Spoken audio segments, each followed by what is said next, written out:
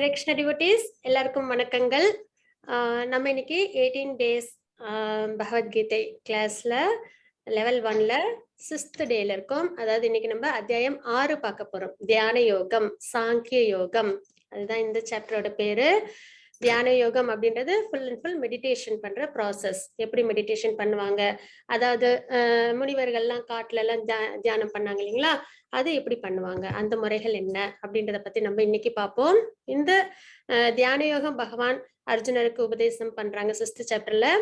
இது எதனால, அதாவது 5th சாப்டர்ல இருந்து இது ரெண்டு பேருக்கும் உள்ள சம்பாஷணை இல்லைங்களா, ரெண்டு பேரும் கான்வர்சேஷன் பண்ணிக்கிறாங்க, அர்ஜுனரும் கிருஷ்ணரும். அப்போ 5th சாப்டர்ல 27th to 28th ஸ்லோகா வரைக்கும் பகவான் வந்து அர்ஜுனருக்கு அஷ்டாங்க யோகா பத்தின ஒரு சில இண்டிகேஷன்ஸ் கொடுப்பாங்க. அதோட டிரான்ஸ்லேஷன்ஸ் என்ன அப்படின்றத நம்ம பார்த்தோம் அப்படின்னா, எல்லா புறப்புலன் விஷயங்களையும் வெளியே நிறுத்தி, புருவ மத்தியில் கண்களையும் பார்வையும் நிறுத்தி, நாசிக்குள் உன் வெளி சுவாசங்களை நிறுத்தி, மனம், புலன்கள், அறிவு இவற்றை கட்டுப்படுத்தக்கூடிய முக்தியை விரும்பும் ஆன்மீகவாதி ஆசை, பயம், கோபம் இவற்றிலிருந்து விடுபடுகின்றான். எப்போதும் இந்நிலையில் இருப்பவன் நிச்சயமாக முக்தி அடைந்தவனே அப்படின்றதுதான் நம்ம அந்த சாப்டர்ல, அதாவது 5th சாப்டர்ல 27th to 28th ஸ்லோகா. அப்ப இதோட கனெக்ஷனா இப்ப நம்ம அஷ்டாங்க யோகத்தோட முழு விளக்கமும் நம்ம பார்க்க போறோம். பகவான் வந்து அர்ஜுனருக்கு கொடுத்தது. இந்த முறையில வந்து யார் ஒருத்தவங்க தபஸ் பண்றாங்களோ, பகவான மனசுல நிறுத்தி வெளிப்புற, அதாவது இந்த மெட்டீரியல் சென்ஸ் என்ஜாய்மெண்ட்ஸ் அதெல்லாம் வந்து அவ்வளவா எடுத்துக்காம இருக்காங்களோ அவங்களுக்கு முக்தி நிச்சயம் அப்படின்றத இந்த ஸ்லோகத்துல நம்ம பார்த்தோம்.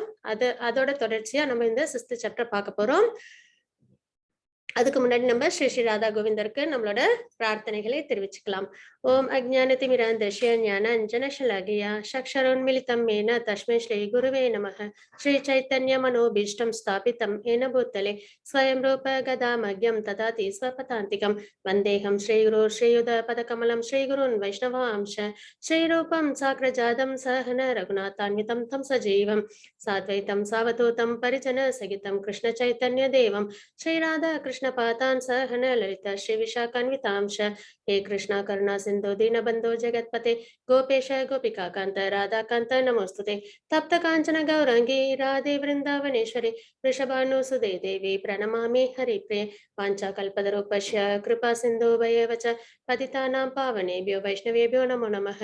नमो विष्णुपादाय कृष्णप्रस्थाय भूतले श्रीमते भक्तिवेदान्त स्वामिनिति नामिने नमस्ते सरस्वती देवे गौरवाणी प्रचारिणे निर्विशेष शून्यवादी पश्चात्देशतारिणे जय श्री कृष्ण चैतन्य प्रभु नित्यानंद श्री अद्वैत गदाधर श्रीवासादि गौर भक्तवृंद.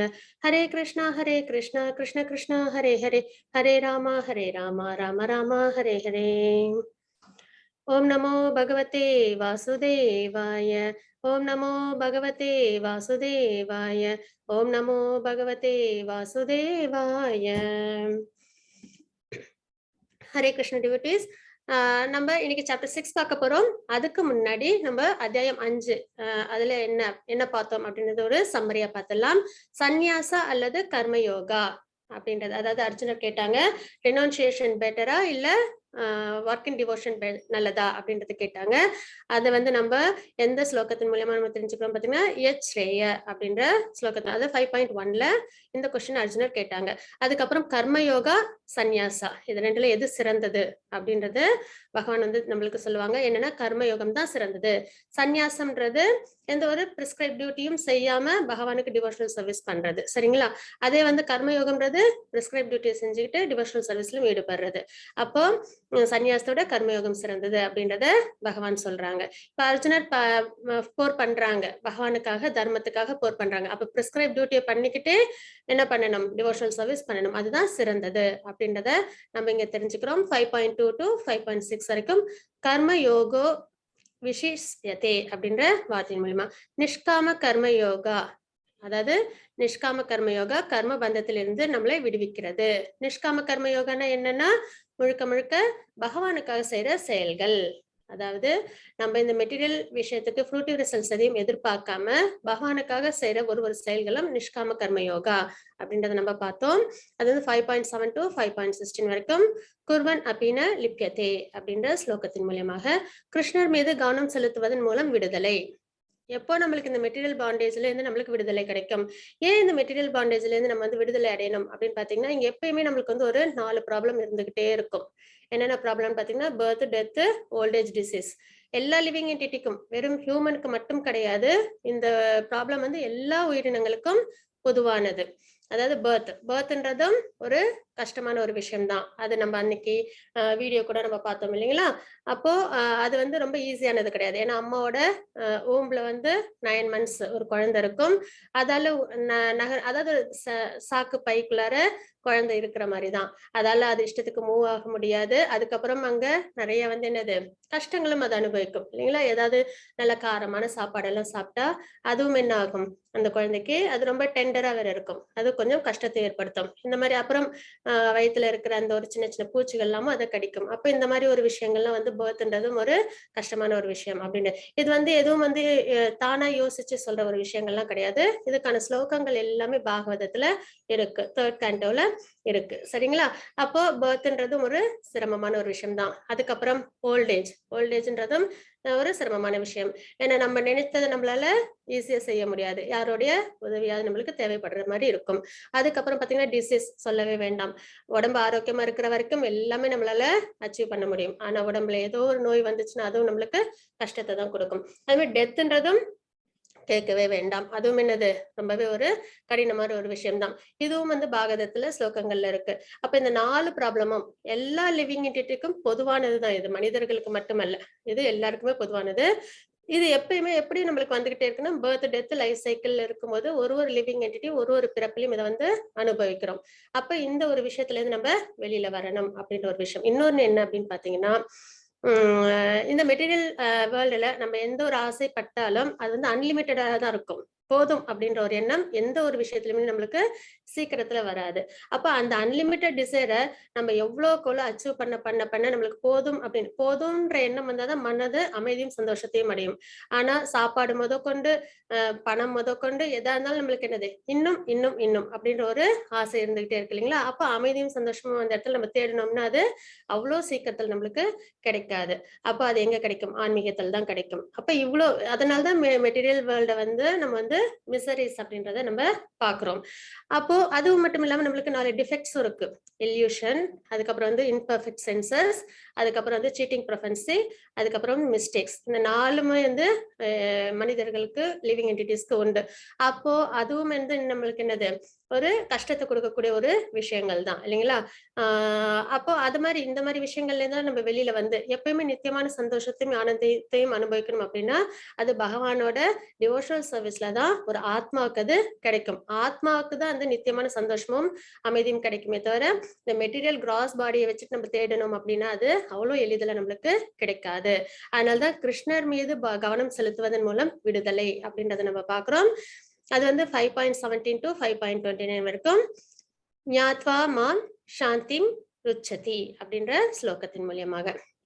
அதுக்கப்புறம் இன்னைக்கான அத்தியாயம் வந்து 6 சுருக்கம். அது என்ன அப்படின்னு பார்த்தலாம். அந்த அத்தியாயத்தின் சுருக்கம் என்னன்னு பார்த்தலாம். அதுல பாத்தீங்கன்னா அஷ்டாங்க யோகாவில் முன்னேறுதல். அஷ்டாங்க யோகால நம்ம எப்படி முன்னேறது, அதாவது ஸ்பிரிச்சுவலா எப்படி ப்ராக்ரஸ் ஆகுது, அதை வந்து நம்ம 6.1 to 6.9 வரைக்கும் பார்ப்போம். சம புத்தி விவஷ்யதே அப்படின்ற ஸ்லோகத்தின் மூலியமாக அஷ்டாங்க யோகத்தின் நிலைகள், அதோட நிலைகள் எத்தனை இருக்கு அப்படின்றத நம்ம பார்ப்போம். அது வந்து 6.10 to 32 வரைக்கும் ரகசி சித்திதா அப்படின்ற ஸ்லோகத்தின் மூலியமாக ஏன் மனத்தை கட்டுப்படுத்துங்கள், மனத்தை ஏன் கட்டுப்படுத்தணும் அப்படின்றத 6.33 to 6.36 வரைக்கும் நம்ம பார்ப்போம். அபியாசேனது கௌந்தேய அப்படின்ற ஸ்லோகத்தின் மூலியமாக தோல்வியுற்ற யோகியின் இலக்கு. இந்த அஷ்டாங்க யோகத்தை செய்யறாங்க, ஒருத்தவங்க பிராக்டிஸ் பண்றாங்க, அதுல அவங்களுக்கு ஃபால் டவுன் ஏற்படுறதுக்கு வாய்ப்பு இருக்கு.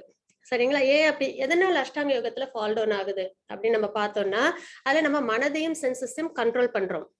மனமும் சென்சஸும் எப்பயுமே கண்ட்ரோல் ஆகாது. அது எப்பயுமே எப்படி இருக்கும்? ஆக்டிவா தான் இருக்கும் இல்லைங்களா? சோலும் மனதும் சென்சஸும் எப்பயுமே ஆக்டிவா தான் இருக்கும்.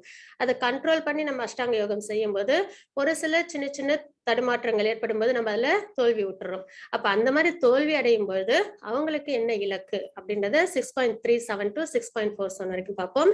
சுஷீனாம் ஸ்மிருதினாம் கேஹே அப்படின்ற ஸ்லோகத்தின் மூலியமாக பக்தி யோகி மிக உயர்ந்த யோகா, அதாவது பக்தி யோகம் மிக உயர்ந்த யோகா அப்படின்றத 6.46 to 6.47 வரைக்கும் நம்ம பார்ப்போம். யுக்த மனோ மதக அப்படின்ற ஸ்லோகத்தின் மூலியமாக. அப்ப இன்னைக்கு நம்ம பார்க்க போறது அஷ்டாங்க யோகா. அஷ்டாங்க யோகத்துல இருந்து பகவான் வந்து மறுபடியும் பக்தி யோகம் தான் மிக சிறந்தது அப்படின்னு சொல்லி இந்த அத்தியாயத்தை முடிக்கிறாங்க இல்லைங்களா? இதுக்கப்புறம் வர்றது ஃபுல்லா பக்தி யோகம் தான். நாளையில இருந்து 7 to 12th சாப்டர் வரைக்கும் பக்தி யோகத்தோட உயர்வு என்ன, அதை எப்படி பண்ணணும் அப்படின்றத நம்ம பார்ப்போம். இப்ப பாத்தீங்கன்னா யோகா என்றால் என்ன அப்படின்றத நம்ம தெரிஞ்சுக்கணும். யோகா அப்படின்றது என்னன்னு பாத்தீங்கன்னா நம்மளையும் பகவானையும் கனெக்ட் பண்ற ஒரு சாதனம். அதுதான் வந்து யோகா அப்படின்றத நம்ம சொல்லுவோம். கனெக்டிங் டு காட் அப்படின்னு சொல்லுவோம். அஷ்டாங்க யோகா அப்படின்றது 8 அங்க இணைப்பு அப்படின்றதுதான் அஷ்டாங்க யோகா. அஷ்ட அப்படின்னா 8, அங்க அப்படின்றது லிம்ஸ், அதாவது 8 பகுதிகள். அதுக்கப்புறம் யோகான்றது இணைப்பு. பகவானையும் நம்மளையும் இணைக்கிற ஒரு சாதனம் யோகா அப்படின்றத நம்ம இங்க பாக்குறோம். இதோட டைப்ஸ் பாத்தீங்கன்னா கர்ம யோகா, செயல்கள் மூலியமா நம்ம பகவானோட சம்பந்தப்படுத்திக்கலாம். அதே மாதிரி ஞானத்தை தெரிஞ்சுக்கிறது, அதாவது பகவானை பத்தின ஞானங்களை நம்ம வளர்த்துக்கிறது மூலியமா நம்மளுக்கு பகவானோட இணைப்பு. பகவத்கீதை, பாகவதம், நம்மளோட வேதங்கள் இதெல்லாம் படிக்கும்போது நம்மளுக்கு அந்த இணைப்பு ஏற்படும். அதுக்கப்புறம் பாத்தீங்கன்னா அஷ்டாங்க யோகா. அஷ்டாங்க யோகான்றது தியான முறையில பகவானோட நம்ம இணையறது. அதுக்கப்புறம் பக்தி யோகா, அதுதான் பியூர் டிவோஷனல் சர்வீஸ். அதன் மூலியமா நம்ம பகவானோட சம்பந்தப்படலாம். அப்ப இத்தனை யோகா டைப்ஸ் இருக்கு பகவத்கீதையில. பகவான் நம்மளுக்கு இவ்வளவு யோகா விஷயங்கள் நம்மளுக்கு சொல்லியிருக்காங்க. கர்ம யோகா, ஞான யோகா, அஷ்டாங்க யோகா, பக்தி யோகா. இதுல சிறந்தது என்ன அப்படின்றது பார்த்தோம்னா பக்தி யோகா தான் இருக்குல்லையே சிறந்தது அப்படின்றதையும் பகவானே இங்க மேற்கோள் காட்டியிருப்பாங்க. இந்த பகவத்கீதையில பகவான் வாயிலிருந்து என்னென்ன திருவாயிலிருந்து என்னென்ன வார்த்தைகள் வருதோ அது அத்தனையும் நம்ம வாழ்க்கையில ஃபாலோ பண்ணோம்னா கண்டிப்பா நம்மளால என்ன பண்ண முடியும் அப்படின்னு பாத்தீங்கன்னா நம்மளால அமைதியும் சந்தோஷத்தையும் அடைய முடியும். அப்போ அஷ்டாங்க யோகால 8 அங்கங்கள் இருக்கு அப்படின்னு பார்த்தோம் இல்லைங்களா, ஸ்டேஜஸ்.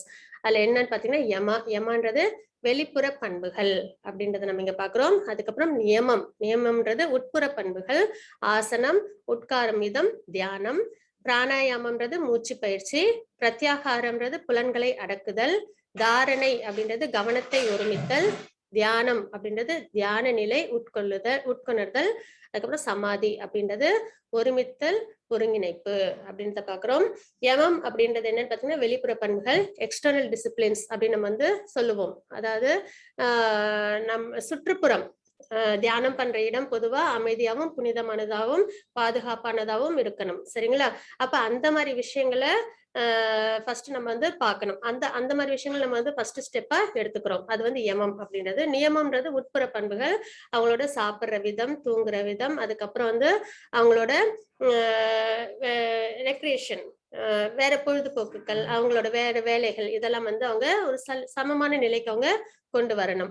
அதுக்கப்புறம் பாத்தீங்கன்னா ஆசனம்ன்றது நிறைய ஆசனங்கள் இருக்கு இல்லைங்களா, அதுல அவங்களுக்கு கம்ஃபர்டபுளான ஒரு ஆசனத்தை அவங்க தேர்ந்தெடுத்து அதுக்கப்புறம் அமர் இடம் அது எப்படி இருக்கணும்னா ரொம்ப மேலேயும் இல்லாம ரொம்ப தாழ்ந்தும் இல்லாம கொஞ்சம் உயரமானதா இருக்கணும்.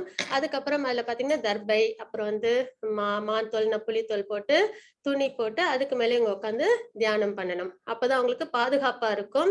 அதுக்கப்புறம் தியானம் பண்ணும்போதும் அவங்க என்ன பண்ணா மூக்கின் நுனியை பார்த்தவங்க தியானம் பண்ணணும். அப்பதான் ஃபோக்கஸ் வந்து அவங்களுக்கு கரெக்டா இருக்கும். ரொம்ப கண்களை மூடி பண்ணாலும் தூக்கம் வரும், மொழி நல்ல திறந்திருந்தாலும் சுத்தி நடக்கிற விஷயங்கள்னால டிஸ்டர்பன்ஸ் வரும். சோ கண்களை வந்து பாதியா மூடிட்டு மூக்கின் நுனியை பார்த்து தியானம் பண்ணுவாங்க. இது வந்து ஆசனம். அதுக்கப்புறம் பிராணாயாமம்ன்றது மூச்சை வந்து கட்டுப்படுத்துறது. இதுவும் வந்து ஒரு சிறந்த ஒரு முறை. இப்பயும் பாத்தீங்கன்னா யோகா சென்டர்ல எல்லாம் பாத்தீங்கன்னா இந்த பிராணாயாமம் நிறைய சொல்லி தருவாங்க இல்லைங்களா. அது எப்படி அப்படின்னு பாத்தீங்கன்னா மூச்சை உள்ள இழுக்கும் போது அதுக்கப்புறம் மூச்சை வெளியிடும் போது நம்ம கொஞ்ச நேரம் அதை வந்து கட்டுப்படுத்தணும். இந்த மாதிரி ஒரு முறையில நம்ம பண்ணும்போது நம்மளோட ஆயுள் நீடிக்கும். அதுக்கப்புறம் நம்மளுக்கு அது வந்து என்னது ரொம்ப ஒரு கான்சென்ட்ரேஷன் நம்மளுக்கு கொண்டு வரும். அதுக்கப்புறம் பிரத்யாகாரம் அப்படின்றது புலன்களை அடக்குதல். அவங்களோட சென்சஸ கண்ட்ரோல் பண்ற ஸ்டேஜ் இது. வெளியில உள்ள மெட்டீரியல் என்ஜாய்மெண்ட்ஸ்ல இருந்து கொஞ்சம் கொஞ்சமா அவங்க வந்து தன்னையே கண்ட்ரோல் பண்ணிப்பாங்க. அதுக்கப்புறம் தாரணைன்றது மனதை ஒருமித்தல். பிரத்யாகாரம்ன்றது புலன்களை அடக்குதல், தாரணைன்றது மனதை ஒருமித்தல். முழுக்க முழுக்க மனம் வந்து பகவான் மேல லயித்து இருக்கிறது. அதுக்கப்புறம் தியானம். இந்த ரெண்டும் வந்ததுக்கு அப்புறம் என்ன நிலைக்கு வருவாங்கன்னா தியான நிலை. தியான நிலைன்றது எந்த ஒரு டிஸ்டர்பன்ஸும் அவங்களுக்கு லேஸ்ல ஏற்படாது. அது வந்து ஒரு எக்ஸாம்பிள் வச்சு சொல்லுவாங்க. விளக்கு எரியும் போது காத்து இல்லாத இடத்துல ஒரு விளக்கு எரியும் போது அந்த தீபம் அழகா முத்து மாதிரி எரியுதுங்களா, அந்த மாதிரி அவங்களோட நிலை கவனம் வந்து பகவான் மேல நிலைச்சு இருக்கும், எந்த டிஸ்டர்பன்ஸும் இல்லாம. அதுக்கப்புறம் சமாதி அப்படின்றது ஒருமித்தல், ஒருங்கிணைப்பு. பகவானோட ஆழ்ந்து அப்சர்வ் ஆகி இருக்கிறது. அதுக்கப்புறம் வெளியில எந்த ஒரு விஷயம் நடந்தாலும் அவங்களுக்கு டிஸ்டர்பன்ஸே வராது. அதையும் நம்ம நிறைய ஸ்கிரிப்சர்ஸ்ல எல்லாம் பார்த்திருக்கோம். அவங்க மேல வந்து நிறைய புத்துக்கள் எல்லாம் கட்டியிருக்கும். அப்ப கூட உங்களுக்கு வந்து தெரியாது தவம் பண்றவங்களுக்கு. அந்த அளவுக்கு அவங்க ஆழ்ந்த தியானத்துல இருப்பாங்க. அதுதான் சமாதி நிலை அப்படின்றத நம்ம இங்க பாக்குறோம். சோ இந்த 8 விஷயங்கள் தான் அஷ்டாங்க யோகங்கள் யோகம் அப்படின்றத நம்ம இங்க பாக்குறோம். இத பத்தி ஒன்னொன்னும் நம்ம விளக்கமா பார்க்கலாம். மாதாஜி, ஸ்லோகம் நம்பர் ஹரே கிருஷ்ணா 27-28. ஓகே, படிக்கிறேன். யதேந்திரிய மனோபுத்திர் முனிர்மோக்ஷபராயணः விகதேச்சா பயக்ரோதோ யசதா முக்த ஏவ சஹா போக்தாரம் யஜ்யதபசாம். 5. இல்ல சாரி 7. ஸ்பர்ஷான் கிருத்வா பஹிர்பாஹ்யான் சக்ஷுச்சைவாந்தரே ப்ருவோः பிராணாபானௌ சமௌ கிருத்வா நாசாभ्यन्तरचारिणौ யதேந்திரிய மனோபுத்திர் முனிர்மோக்ஷபராயணः விகதேச்சா பயக்ரோதோ யசதா முக்த ஏவ சஹ. எல்லா புலன் விஷயங்களையும் வெளியே நிறுத்தி புருவ மத்தியில் கண்களையும் பார்வைகளையும் நிறுத்தி நாசிக்குள் உள் வெளி சுவாசங்களை நிறுத்தி மனம், புலன்கள், அறிவு இவற்றை கட்டுப்படுத்தக்கூடிய முக்தியை விரும்பும் ஆன்மீகவாதி ஆசை, பயம், கோபம் இவற்றிலிருந்து விடுபடுகின்றான். எப்போதும் இந்நிலையில் இருப்பவன் நிச்சயமாக முக்தி அடைந்தவனே. இதுதான் 5.27 and 28ல பகவான் வந்து அஷ்டாங்க யோகத்தை பத்தி கொடுக்குற ஒரு சின்ன ஒரு இன்ஃபர்மேஷன். ஓகேங்களா? அதுல என்ன சொல்லியிருக்காங்கன்றத பாத்தீங்கன்னா இது எல்லாமே அஷ்டாங்க யோகத்தோட நிலைகள். இந்த நிலையில யார் ஒருத்தவங்க இருக்கிறாங்களோ அவங்களுக்கு ஆசை, பயம், கோபம் இது வந்து அவங்களை விட்டு போயிடும். ஏன்னா அவங்க வந்து என்ன பண்றாங்க, பிரத்யாகாரா. அதுல என்ன ஆயிடும், சென்சஸ் வந்து அவங்களது ஸ்ரீசேஷன் ஆயிடும். அதாவது அவங்க வந்து கட்டுப்படுத்த ஆரம்பிச்சிருவாங்க. பயம், கோபம் இதெல்லாம் வந்து இருக்காது. மனதை கட்டுப்படுத்தும் போது இந்த விஷயங்களும் சரியாயிடும். அப்போ எப்பொழுதும் இந்நிலையில் இருப்பவன் நிச்சயமாக முக்தி அடைந்தவனே அப்படின்றது இங்க பகவான் சொல்றாங்க. மாதாஜி 6.6 பந்துராத்மாத்மனஸ்தஸ்ய ஏனாத்மைவாத்மனா ஜிதः அநாத்மனஸ்து சத்ருத்வே வர்த்தேதாத்மைவ சத்ருவத். மனதை வென்றவனுக்கு மனமே சிறந்த நண்பனாகும். ஆனால் அவ்வாறு செய்ய தவறியவனுக்கோ அதுவே மிகப்பெரிய விரோதியாகும். மனம் அதுதான் வந்து நம்மளுக்கு நண்பன் இல்லைன்னா பகைவன். நம்ம வந்து சாஸ்திர முறையில சொன்னபடி நம்ம வந்து தர்மத்தின் வழியில நம்ம கரெக்டா நம்ம வாழ்க்கைய அகர்மா மூலயமா செஞ்சிட்டு இருந்தோம் அப்படின்னா அது வந்து என்னது, அப்போ அந்த மனம் நமக்கு நண்பன். ஆனா யாரு ஒருத்தவங்க விக்கர்மா சாஸ்திரத்துல செய்யக்கூடாதுன்னு சொன்னதை செய்யறாங்களோ அதுக்கு அவங்க மனம் வந்து இடம் கொடுக்குதோ அவங்களுக்கு அந்த மனமே என்னது, மிகப்பெரிய விரோதி. அப்போ சாஸ்திரத்துல செய்யக்கூடாதுன்னு சொன்ன செயல்களை செய்யும் பொழுது நமக்கு அதுல இருந்து என்ன வந்துடும், பாபம் வரும். பாபம் வந்தா தண்டனையை நம்ம அனுபவிக்க போறோம் இல்லைங்களா? அப்போ மனம் தான் நம்மளுக்கு என்னது, பிரதானம். அதாவது நம்மள தப்பு வழிக்கு கொண்டு போறதுலயோ இல்ல நல்ல வழிக்கு கொண்டு போறதுலயோ. அதனால அந்த மனதை நம்ம வந்து ஜாக்கிரதையா நம்ம வந்து கையாளணும். அதனாலதான் பகவான் வந்து எப்பயுமே மனதை எண்ணில் நிலை நிறுத்து அப்படின்றத சொல்றாங்க. நம்ம அதை கரெக்டா ஹேண்டில் பண்ணல அப்படின்னா அது நம்மள தப்பான வழிக்கு நம்மள கொண்டு போயிடும். சோ மனம் வந்து என்னது, நமக்கு நண்பனா இருக்கணும். எப்படின்னா நம்மளுக்கு நல்ல விஷயங்களை நம்மளுக்கு அது சொல்லணும். சாஸ்திரத்துல தர்மம் எது அப்படின்னு இருக்கோ அந்த விஷயங்களை நம்ம செய்யணும். இதெல்லாம் பாத்தீங்கன்னா ஸ்பிரிச்சுவல் மாஸ்டர்ஸ் நம்மளுக்கு இன்ஸ்ட்ரக்ஷன்ஸ் கொடுப்பாங்க. இப்ப நம்ம 4th சாப்டர்ல இருந்து பார்த்துட்டு இருக்கோம். டிவோஷனல் சர்வீஸ் நம்ம யார்கிட்ட இருந்து எடுத்துக்கணும், ஸ்பிரிச்சுவல் மாஸ்டர்ஸ் கிட்ட இருந்து எடுத்துக்கணும் அப்படின்றத நம்ம வந்து பாக்குறோம் இல்லைங்களா. அப்போ வந்து இன்ஸ்ட்ரக்ஷன்ஸ் இப்ப பாத்தீங்கன்னா 4 ரெகுலேட்டிவ் பிரின்சிபிள்ஸ் கூட இங்க ஃபாலோ பண்றோம் இல்லைங்களா. அதாவது no meat eating, no intoxication, no gambling, no illicit sex, அந்த மாதிரி இந்த மாதிரி விஷயங்கள் எல்லாம் வந்து என்னது வேதத்துல செய்யக்கூடாதுன்னு போட்டிருக்கிற விஷயங்கள். அப்போ இந்த விஷயங்களை செய்யாம இருக்கும்போது நம்ம மனம் என்னது நமக்கு நண்பன். இந்த விஷயங்களை செய்யணும்னு அந்த மனம் தூண்டும் போது அது நமக்கு விரோதியாகி நம்மளுக்கு என்ன என்ன பண்ணிடுது, நம்மளுக்கு பாபத்தை சேர்த்து கொடுத்துருது. சோ மனதை வந்து நம்ம எப்படி இருக்கணும், எப்படி வச்சிருக்கணும்னா நமக்கு நண்பனா நம்ம வச்சுக்கணும் அப்படின்றத நம்ம இந்த ஸ்லோகத்துல பாக்குறோம். ஹரே கிருஷ்ண மாதாஜி. 6.11 10 योगी युञ्जीत सततम् आत्मानं रहसि स्थितः एकाकी यतचित्तात्मा निराशीर परिग्रहः. हरे कृष्ण. ஹரே கிருஷ்ண மாதாஜி. யோகியானவன் தனது உடல், மனம் மற்றும் ஆத்மாவினை பரமனின் தொடர்பில் எப்பொழுதும் ஈடுபடுத்த வேண்டும். அவன் தனிமையான இடத்தில் தனியே வசித்து மனத்தை கவனத்துடன் எப்பொழுதும் கட்டுப்படுத்த வேண்டும்.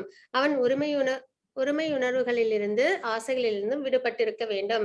ஒரு யோகி, அதாவது யோகத்தை பயில்றவங்க எப்படி இருக்கணும், அவங்களோட தன்மைகள் என்ன அப்படின்றதுதான் இந்த ஸ்லோகத்துல நம்ம பாக்குறோம். அவங்களோட உடல், மனம், ஆத்மா இது 3 எப்படி பரமனின் தொடர்புல இருக்கணும். எப்பயுமே நம்ம சரணாகதி அப்படின்னா என்னன்னு சொல்லுவோம் பாத்தீங்கன்னா, நம்மளோட உடல், மனம், சொல் இது 3மே பகவானுக்காக நம்ம வந்து சமர்ப்பணம் பண்றதுதான் சரணாகதி. அதுதான் வந்து சரண்டரிங் டு த லார்ட். எப்படின்னா நம்மளோட மனம் ஃபர்ஸ்ட், அதுக்கப்புறம் நம்மளோட வார்த்தைகள், அதுக்கப்புறம் நம்மளோட உடல், இதன் மூலியம் செய்யற எல்லா விஷயமும் பகவானுக்காக இருக்கும்போது அது சரணாகதின்னு ஆகுது இல்லைங்களா. அப்போ ஒரு யோகியின் நிலையும் எப்படி இருக்கும் பாத்தீங்கன்னா, உடல், மனம் மற்றும் ஆத்மா இதெல்லாம் பகவானின் தொடர்பில் எப்பொழுதும் ஈடுபடுத்த வேண்டும். அவன் தனிமையான இடத்தில் தனியே வசித்து மனத்தை கவனத்துடன் எப்பொழுதும் கட்டுப்படுத்த வேண்டும். அது ஏன்னா கொஞ்சம் விட்டால் என்ன பண்ணிடும், அதான் நம்ம பார்த்தோம் இல்லைங்களா. ஒரு குறும்புத்தனமான குழந்தை என்ன பண்ணும், எப்பயும் ஏதாவது ஒரு வாழ்த்தனம் பண்ணிட்டு இருக்கும் இல்லைங்களா. அந்த மாதிரிதான் மனமும் எப்பயுமே என்ன பண்ணணும், அதை நம்ம கவனத்தோட நம்ம கையாளணும் அப்படின்றத நம்ம இங்க பாக்குறோம். அதுக்கப்புறம் அவங்க எப்படி இருக்குன்னா, அவங்க உணர்வுகளில் இருந்தும் ஆசைகளில் இருந்தும் விடுபட்டிருக்க வேண்டும். இந்த மெட்டீரியல் சென்ஸ் கிராட்டிபிகேஷன்ல இருந்து அவங்க எப்படி இருக்கணும்னா விடுபட்டு இருக்கணும் அப்படின்றத நம்ம இந்த ஸ்லோகத்துல பாக்குறோம். ஹரே கிருஷ்ண மாதாஜி. 11 and 12. ஓகே மாதாஜி. ஹரே கிருஷ்ண. स्थितौ देशे प्रतिष्ठाय स्थिरमासनमात्मनः नात्युच्चितं नातिनीचं चैलाजिनकुशोत्तरम् तत्रैकाग्रं मनः कृत्वा यतचित्तेन्द्रियक्रियः उपविश्यासने युञ्ज्यात् योगमात्मविशुद्धये. हरे कृष्ण. ஹரே கிருஷ்ண. யோகத்தை பயில தனிமையான இடத்திற்கு சென்று நிலத்தில் தர்பை புல்லை பரப்பி அதனை மாந்தோலாலும் மென்மையான துணியினாலும் மறைக்க வேண்டும். இந்த ஆசனம் மிக உயர்வாகவோ தாழ்வாகவோ இல்லாமல் புனிதமான இடத்தில் அமைத்திருக்க வேண்டும். பின்னர் அதன் மேல் ஸ்திரமாக அமர்ந்து மனம், புலன்கள் மற்றும் செயல்களை கட்டுப்படுத்தி மனதை ஒருமுகப்படுத்தி இதயத்தை தூய்மைப்படுத்துவதற்காக யோகியானவன் யோகத்தை பயில வேண்டும். அஷ்டாங்க யோகத்தோட இது என்ன நிலை அப்படின்னு பாத்தீங்கன்னா ஆசனம், 3வது நிலை. சரிங்களா. இதுல எப்படி இருக்கணும் அப்படின்னு போட்டிருக்காங்கன்னா, யோகத்தை பயில தனிமையான இடம் ஃபர்ஸ்ட் வந்து நம்ம வந்து தனிமையான இடம் வந்து நம்ம தேர்ந்தெடுக்கணும். ஏன்னா ரொம்ப டிஸ்டர்பன்ஸ் இருந்தது அப்படின்னா நம்மளால என்ன பண்ண முடியாது, கவனத்தை தியானத்தின் மேல செலுத்த முடியாது. அதனால தனிமையான இடம் இருக்கணும்.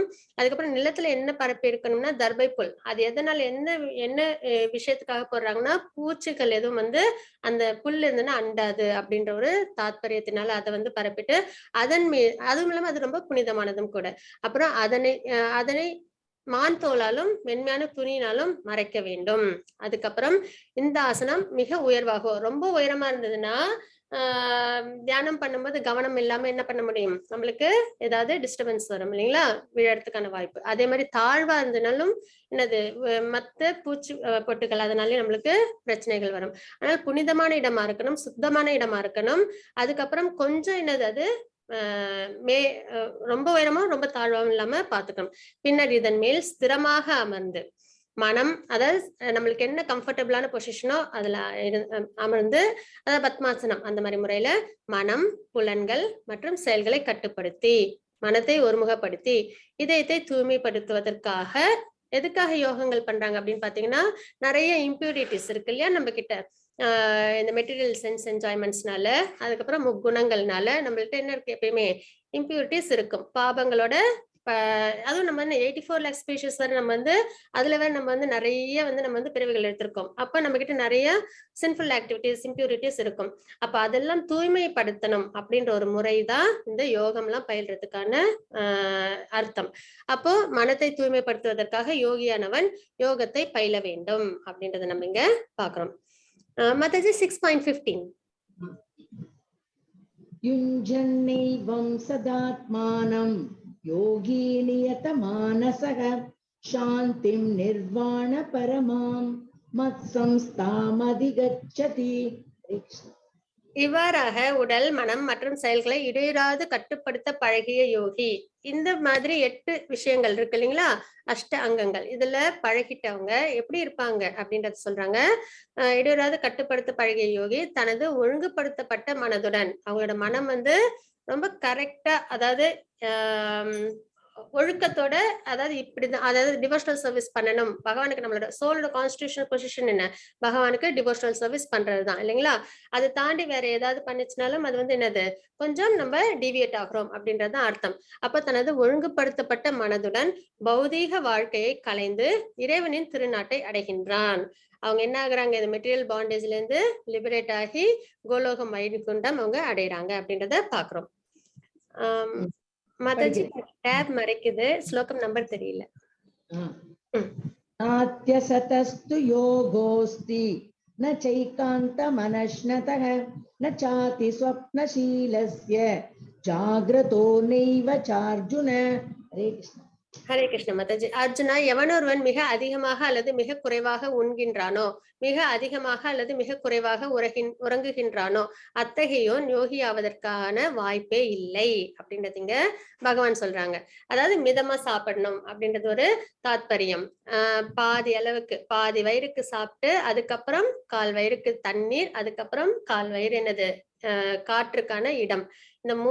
இந்த அளவுல சாப்பிடும்போது என்ன ஆகும்னா, டைஜஷன் பண்றதுக்கான எல்லா ஒரு அம்சமும் இருக்கும். அதே நம்ம தண்ணீர் இருந்தாமலோ காற்றுக்கு இடம் இல்லாமலோ நம்ம நிறைய சாப்பிட்டுட்டோம் அப்படின்னா டைஜஷன் பண்றதுக்கான இடமே இருக்காது, அங்க ப்ராப்பரா டைஜஷன் ப்ராசஸும் நடக்காது. அதனால என்ன ஆகும், நம்மளுக்கு அஜீரணம், அப்புறம் அசிடிட்டி, இந்த மாதிரி நிறைய அப்புறம் உபாதைகள்லாம் ஏற்பட வாய்ப்பு இருக்கு. அதனால எப்பயுமே நம்ம எப்படி சாப்பிடணும் அப்படின்றதையும் நம்ம இங்க பாக்குறோம். எவனொருவன் மிக அதிகமாக அல்லது மிக குறைவாக உண்கின்றானோ, சாப்பிடாமலே இருந்தாலும் என்ன ஆயிடும், நம்மளால தெம்பா நம்மளோட வேலைகளை செய்ய முடியாது இல்லைங்களா. அதே மாதிரிதான். அதனால எல்லாமே என்னது, அளவா இருக்கணும். அப்பதான் அது நம்மளுக்கு நன்மைகளை கொடுக்கும் அப்படின்றத பாக்குறோம். மிக அதிகமாக அல்லது மிக குறைவாக உறங்குகின்றானோ அப்படின்றப்ப அதை பார்க்கும்போது அதிகமான உறக்கமும் நல்லதில்லை. உறங்காம இருந்தாலும் நம்மளோட செயல்களை தெளிவா நம்மளால செய்ய முடியாது. அப்ப எந்த அளவுக்கு இருக்கணும்னா 6ல இருந்து 7 மணி நேரம் வரைக்கும். ஆனா இது இப்ப நம்மளுக்கு வாழ்க்கை முறையில, அதே யோகிகளுக்குன்னு பாத்தீங்கன்னா அதையும் விட கம்மியான அளவுதான் உறக்கத்தின்கான நேரமா இருக்கும். அத்தகையோன் யோகி, அதாவது இந்த மாதிரி ஃபாலோ பண்ணாதவங்க என்ன ஆகிறதுக்கு வாய்ப்பு இல்லைன்றாங்க, யோகி ஆவதற்கான வாய்ப்பில்லை அப்படின்றது இங்க பகவான் சொல்றாங்க. அப்ப சாப்பிடுற முறையிலும் உறங்குற முறையிலும் ஒரு சில நியமனங்கள் இருக்கு, அதை நம்ம ஃபாலோ பண்ணணும். மாதாஜி 6.17 யுக்தாஹார விகாரஸ்ய யுக்த சேஷ்டஸ்ய கர்மசு யுக்த ஸ்வப்னாவபோதஸ்ய யோகோ பவதி துக்கஹா. ஹரே கிருஷ்ணா. ஹரே கிருஷ்ண மாதாஜி. உண்ணுதல், உறங்குதல், உழைத்தல், கேளிக்கை ஆகிய பழக்கங்களை நெறிப்படுத்தியவன் யோக பயிற்சியின் மூலமாக எல்லா துன்பங்களையும் பெருமளவில் நீக்கிவிட முடியும் அப்படின்றத பாக்குறோம். அதுதான் இப்ப நம்ம பார்த்தோம் இல்லையா, உண்ணுதல் எந்த அளவுக்கு இருக்கணும், உறங்குதல், உழைத்தல் எந்த அளவுக்கு நம்ம உழைக்கணும். இப்ப பாத்தீங்கன்னா எந்நேரமும் உழைச்சுக்கிட்டே இருப்போம் நம்ம எல்லாம். இப்ப பணம் வேணும், நல்ல லைஃப் ஸ்டைல் இருக்கணும் அப்படின்ட்டு. ஆனா அந்த உழைப்பு எந்த அளவுக்கு நம்மளோடலாம் இருக்குன்னு பாத்தீங்கன்னா, நம்ம உழைச்ச உழைப்புனால நம்ம அதை என்ஜாய் பண்ண கூட முடியாத அளவுக்கு நம்ம உழைப்பு சமயத்துல அமைஞ்சிடும். குடும்பத்தோடயோ இல்லைன்னா வந்து நம்மளுக்கான தேவையான ரெஸ்ட் எடுக்கிறதுலையோ இல்லை டிவோஷனல் சர்வீஸ்க்கு நம்மள வந்து ஈடுபடுத்துறதுலையோ கூட நம்மளுக்கு என்ன இருக்காது, டைம் இருக்காது. யாராவது இப்ப நம்ம கூப்பிட்டோம்னா கூட பகவத்கீதை கிளாஸ் அட்டன் பண்ணலாமா அப்படின்னா இல்ல எனக்கு டைம் இல்லை அப்படின்னு சொல்லிடுவாங்க இல்லைங்களா. அந்த அளவுக்கு உழைத்தல் வந்து அதிகமா இருக்கும். அது அப்போ நம்ம உழைக்கிறோம் அப்படின்னாலே அதுக்கான பலனை நம்ம என்ன பண்ணணும், லைஃப்ல அதை வந்து நம்ம என்ஜாய் பண்ணணும். ஆனா அதுக்குமே நேரம் இல்லாம உழைக்கிற அளவுக்கு எல்லாரும் இப்ப வந்து அதனாலதான் அவங்களுக்கு எல்லாம் ஸ்ட்ரெஸ் வந்துருது. அப்போ உழைத்தல் அப்படின்றதும் என்னது, ஒரு அளவோட இருக்கணும். எந்த அளவுக்கு நம்மளுக்கு தேவையோ அந்த அளவுக்கு இருக்கணும். அப்புறம் கேளிக்கைகளும் அதே மாதிரிதான்.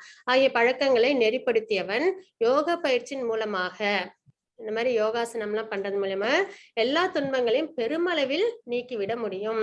இது எல்லாமே பேலன்ஸ்டா இருந்தது அப்படின்னாலே நம்மளுக்கு உடம்பும் ஆரோக்கியமா இருக்கும், மனமும் அமைதியா இருக்கும். அதுதான் நம்ம இங்க பாக்குறோம். மத்தஜி 6.18 यदा विनियतं चित्तम् आत्मन्येवावतिष्ठते निःस्पृह सर्वकामेभ्यो युक्त इत्युच्यते तथा. ஹரே கிருஷ்ண மாதாஜி. யோகியானவன் யோக பயிற்சியின் மூலமாக தனது மனதின் செயல்களை ஒழுங்குபடுத்தி எல்லா ஜட ஆசைகளில் இருந்தும் விடுபட்டு உன்னதத்தில் நிலை பெறும் பொழுது யோகத்தில் நன்கு நிலை பெற்றவனாக கூறப்படுகின்றான் அப்படின்றத நம்ம இங்க பாக்குறோம். இந்த அஷ்ட யோகங்கள் இது இருக்கு இல்லைங்களா, அஷ்டாங்க யோகத்துல உள்ள ஸ்டெப்ஸ் அது எல்லாத்தையும் கரெக்டா ஃபாலோ பண்ணி உன்னதமான விஷயத்தை அவங்க வந்து அடையிறாங்க அப்படின்றத நம்ம இங்க பாக்குறோம். 6.19 மாதாஜி. यथा दीपो निवातस्थो नेङ्क्ति सोपमा स्मृता योगिनो यत चित्तस्य युञ्जतो योगमात्मनः. ஹரே கிருஷ்ண மாதாஜி. காற்று வீசாத இடத்தில் உள்ள தீபம் அசையாமல் இருப்பதை போல மனத்தை அடக்கிய யோகியும் திவ்யமான ஆத்மாவின் மீதான தனது தியானத்தில் எப்பொழுதும் ஸ்திரமாக உள்ளான் அப்படின்றத நம்ம இங்க பாக்குறோம். இது என்ன அப்படின்னு பாத்தீங்கன்னா தியானம். தியானத்தின் நிலை இப்படிதான் இருக்கும். காற்று வீசாத இடத்தில் உள்ள தீபம் போல ஆடாம அசையாம அந்த தீபம் அழகா எரியும் இல்லைங்களா, அந்த மாதிரி மனம் எப்படி இருக்கும், பகவானோட திவ்யமான உருவத்தின் மேல லயிச்சிருக்கும் அப்படின்றத நம்ம இங்க பாக்குறோம். காற்று வீசாத இடத்தில் உள்ள தீபம் அசையாமல் இருப்பதை போல மனத்தை அடக்கிய யோகியும் திவ்யமான ஆத்மாவின் மீதான தனது தியானத்தில் எப்பொழுதும் ஸ்திரமாக உள்ளான் அப்படின்றத நம்ம இங்க பாக்குறோம். சிலவங்க வந்து ஆத்மாவையே வந்து என்ன பண்ணுவாங்க, போக்கஸ் பண்ணி தியானம் பண்ணுவாங்க. அதாவது உருவத்தின் மத்தியில வச்சு. சிலவங்க பரமாத்மாவோட உருவத்தை மனசுல நினைச்சிட்டு தியானம் பண்ணுவாங்க. ஆக மொத்தத்துல என்ன ஆகும், இந்த நிலையில தியானம் அந்த நிலையில வந்து என்ன ஆகும் அப்படின்னு பாத்தீங்கன்னா உங்களோட போக்கஸ் ஃபுல்லா பகவானோட உருவத்திலும் இல்லைன்னா ஆத்மாவிலையும் நிலைச்சு வச்சிருப்பாங்க அப்படின்றத நம்ம பாக்குறோம். சமாதி சேர்ந்து படிச்சுடுறேன். ஓகே மாதாஜி. यत्रो परमते चित्तं निरुद्धं योग सेवया यत्र चैवात्मनात्मानं पश्यन्नात्मनि तुष्यति सुखमात्यन्तिकं यत्तत् बुद्धिग्राह्यमतीन्द्रियं वेत्ति यत्र न चैवायं स्थितश्चलति तत्त्वतः यं लब्ध्वा चापरं लाभं मन्यतेनाधिकं ततः यस्मिन् स्थितो न दुःखेन गुरुणापि विचाल्यते तं विद्या दुःख संयोग वियोगं योग संकितं स निश्चयेन योक्तव्यो योगो निर्वण्ण चेतस. हरे कृष्णा. ஹரே கிருஷ்ண மாதாஜி. சமாதி என்று அழைக்கப்படும் பக்குவ நிலையில் இதுதான் உயர்ந்த நிலை சரிங்களா. அஷ்டாங்க யோகத்துல பக்குவ நிலை அப்படின்றது சமாதி. அந்த நிலைதான் மனம் யோக பயிற்சியின் மூலமாக ஜட செயல்களில் இருந்து முழுமையாக விலக்கப்பட்டிருக்கிறது. இப்ப தியானம் பண்ற யோகிகள் எல்லாம் பாத்தீங்கன்னா எந்த ஒரு மெட்டீரியல் விஷயத்துலயும் அவங்களுக்கு என்ன கிடைக்காது, சந்தோஷங்கள் கிடைக்காதுன்னு அவங்க எப்படி இருப்பாங்க, விலகியே இருப்பாங்க இல்லைங்களா. அந்த மாதிரி தூய மனத்தால் தன்னை கண்டு தன்னில் இன்பத்தை அனுபவிப்பதற்கு ஒருவனிடம் உள்ள திறனில் இருந்து இப்பக்குவ நிலையை உணரலாம். அவங்களோட மனம் என்ன ஆயிடுது, தூய்மை ஆயிடுது. ஏன்னா நம்மளோட வந்து வெறும் இந்த ஸ்பிரிட் சோல் அதுதான் எட்டர்னல். இந்த மெட்டீரியல் பாடின்றது அழியக்கூடியது. அப்போ இது வந்து என்னது டெம்பரவரி அப்படின்றத நம்ம இது வரைக்கும் பார்த்துட்டு இருக்கோம். செகண்ட் சாப்டர்ல அதை நம்ம பார்த்தோம். நித்தியமானது எது, சோல். அப்ப அது வந்து எப்படி இருக்கணும், நித்தியமா சந்தோஷத்துல இருக்கணும் இல்லைங்களா.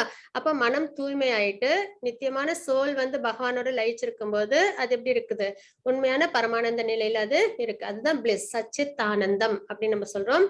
அப்போ தூய மனத்தால் இந்த மாதிரி கட்டுப்பாடுகளோட எப்பயுமே கட்டுப்பாடுகளோட வாழ்க்கை அமையும் போது ஆத்ம பலம் அதிகமாகும். அதனாலதான் இந்த யோகிகளுக்கு எல்லாம் இப்ப பாத்தீங்கன்னா அஷ்டாங்க யோகம் தியானம் பண்றவங்க எல்லாம் பாத்தீங்கன்னா நிறைய மிஸ்டிக் பவர் அவங்க கிட்ட உண்டு. அவங்களால என்ன வேணாலும் வந்து எந்த உலகம் வேணாலும் சஞ்சரிக்க முடியும். அதே மாதிரி அவங்களால ஒரு சில இப்ப நம்மளால சாதாரணமா இந்த மாதிரி மனக்கட்டுப்பாடு சென்சஸ் எல்லாம் கட்டுப்பாடு இல்லாதவங்களால அந்த பவரை வந்து நம்மளால உணர முடியாது. ஆனா யாரு ஒருத்தவங்க இப்ப இங்க பாத்தீங்கன்னா குண்டலினி சக்தி அப்படின்லாம் வந்து இருக்கு இல்லைங்களா, அதெல்லாமும் கொண்டு வரவங்க அவங்களுக்கு எல்லாம் என்ன ஆகும்னா ஒரு சில மனக்கட்டுப்பாடு அந்த கட்டுப்பாடோட இருக்கிறதுனால அவங்களுக்கு என்ன ஆகும்னா அவங்களுக்கு ஒரு சில மிஸ்டிக் பவர். அது மட்டும் இல்லாம அவங்களோட மனமும் வந்து தூய்மை அடையறதுனால அவங்களால இன்பத்தை அனுபவிக்க முடியும். நிரந்தரமான இன்பம் பிளிஸ், அதுதான் வந்து நிரந்தரமான பரமானந்தம். அதையும் அவங்களால உணர முடியும் அப்படின்றத பாக்குறோம். தூய மனத்தால் தன்னை கண்டு ஆத்மா, தன்னைன்றது ஆத்மாவை தான் இங்க குறிக்கும். தன்னில் இன்பத்தை அனுபவிப்பதற்கு ஒருவனிடம் உள்ள திறனில் இருந்து இப்பக்குவ நிலையை உணரலாம்.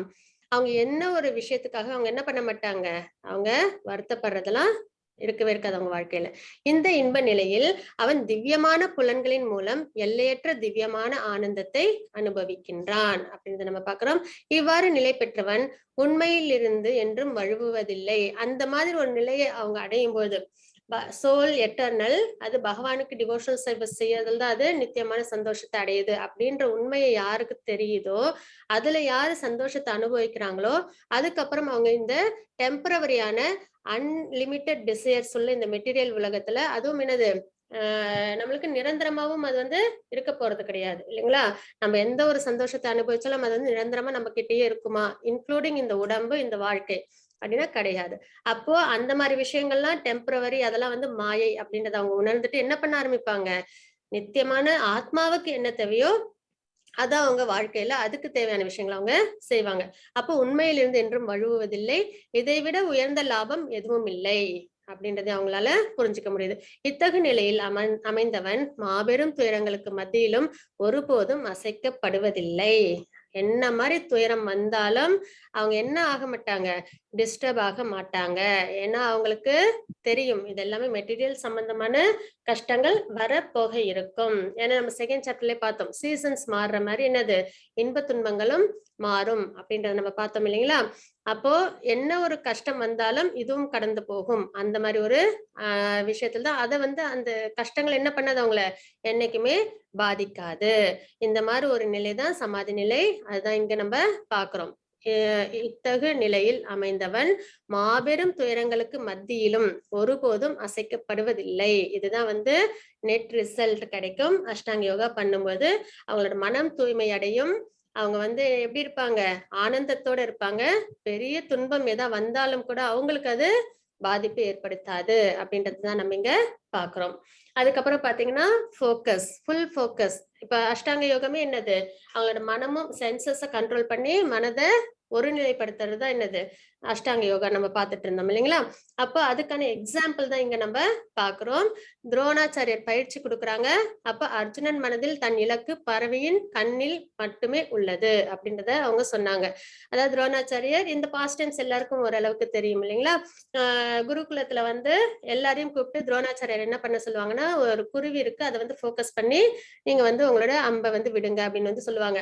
அப்ப பீமரை வந்து பார்க்க சொல்லுவாங்க. பீமர் வந்து சொல்லுவாரு, எனக்கு அங்குள்ள பழங்கள்லாம் தெரியுது அப்படின்னு சொல்லி சொல்லுவாங்களாம். அதே வந்து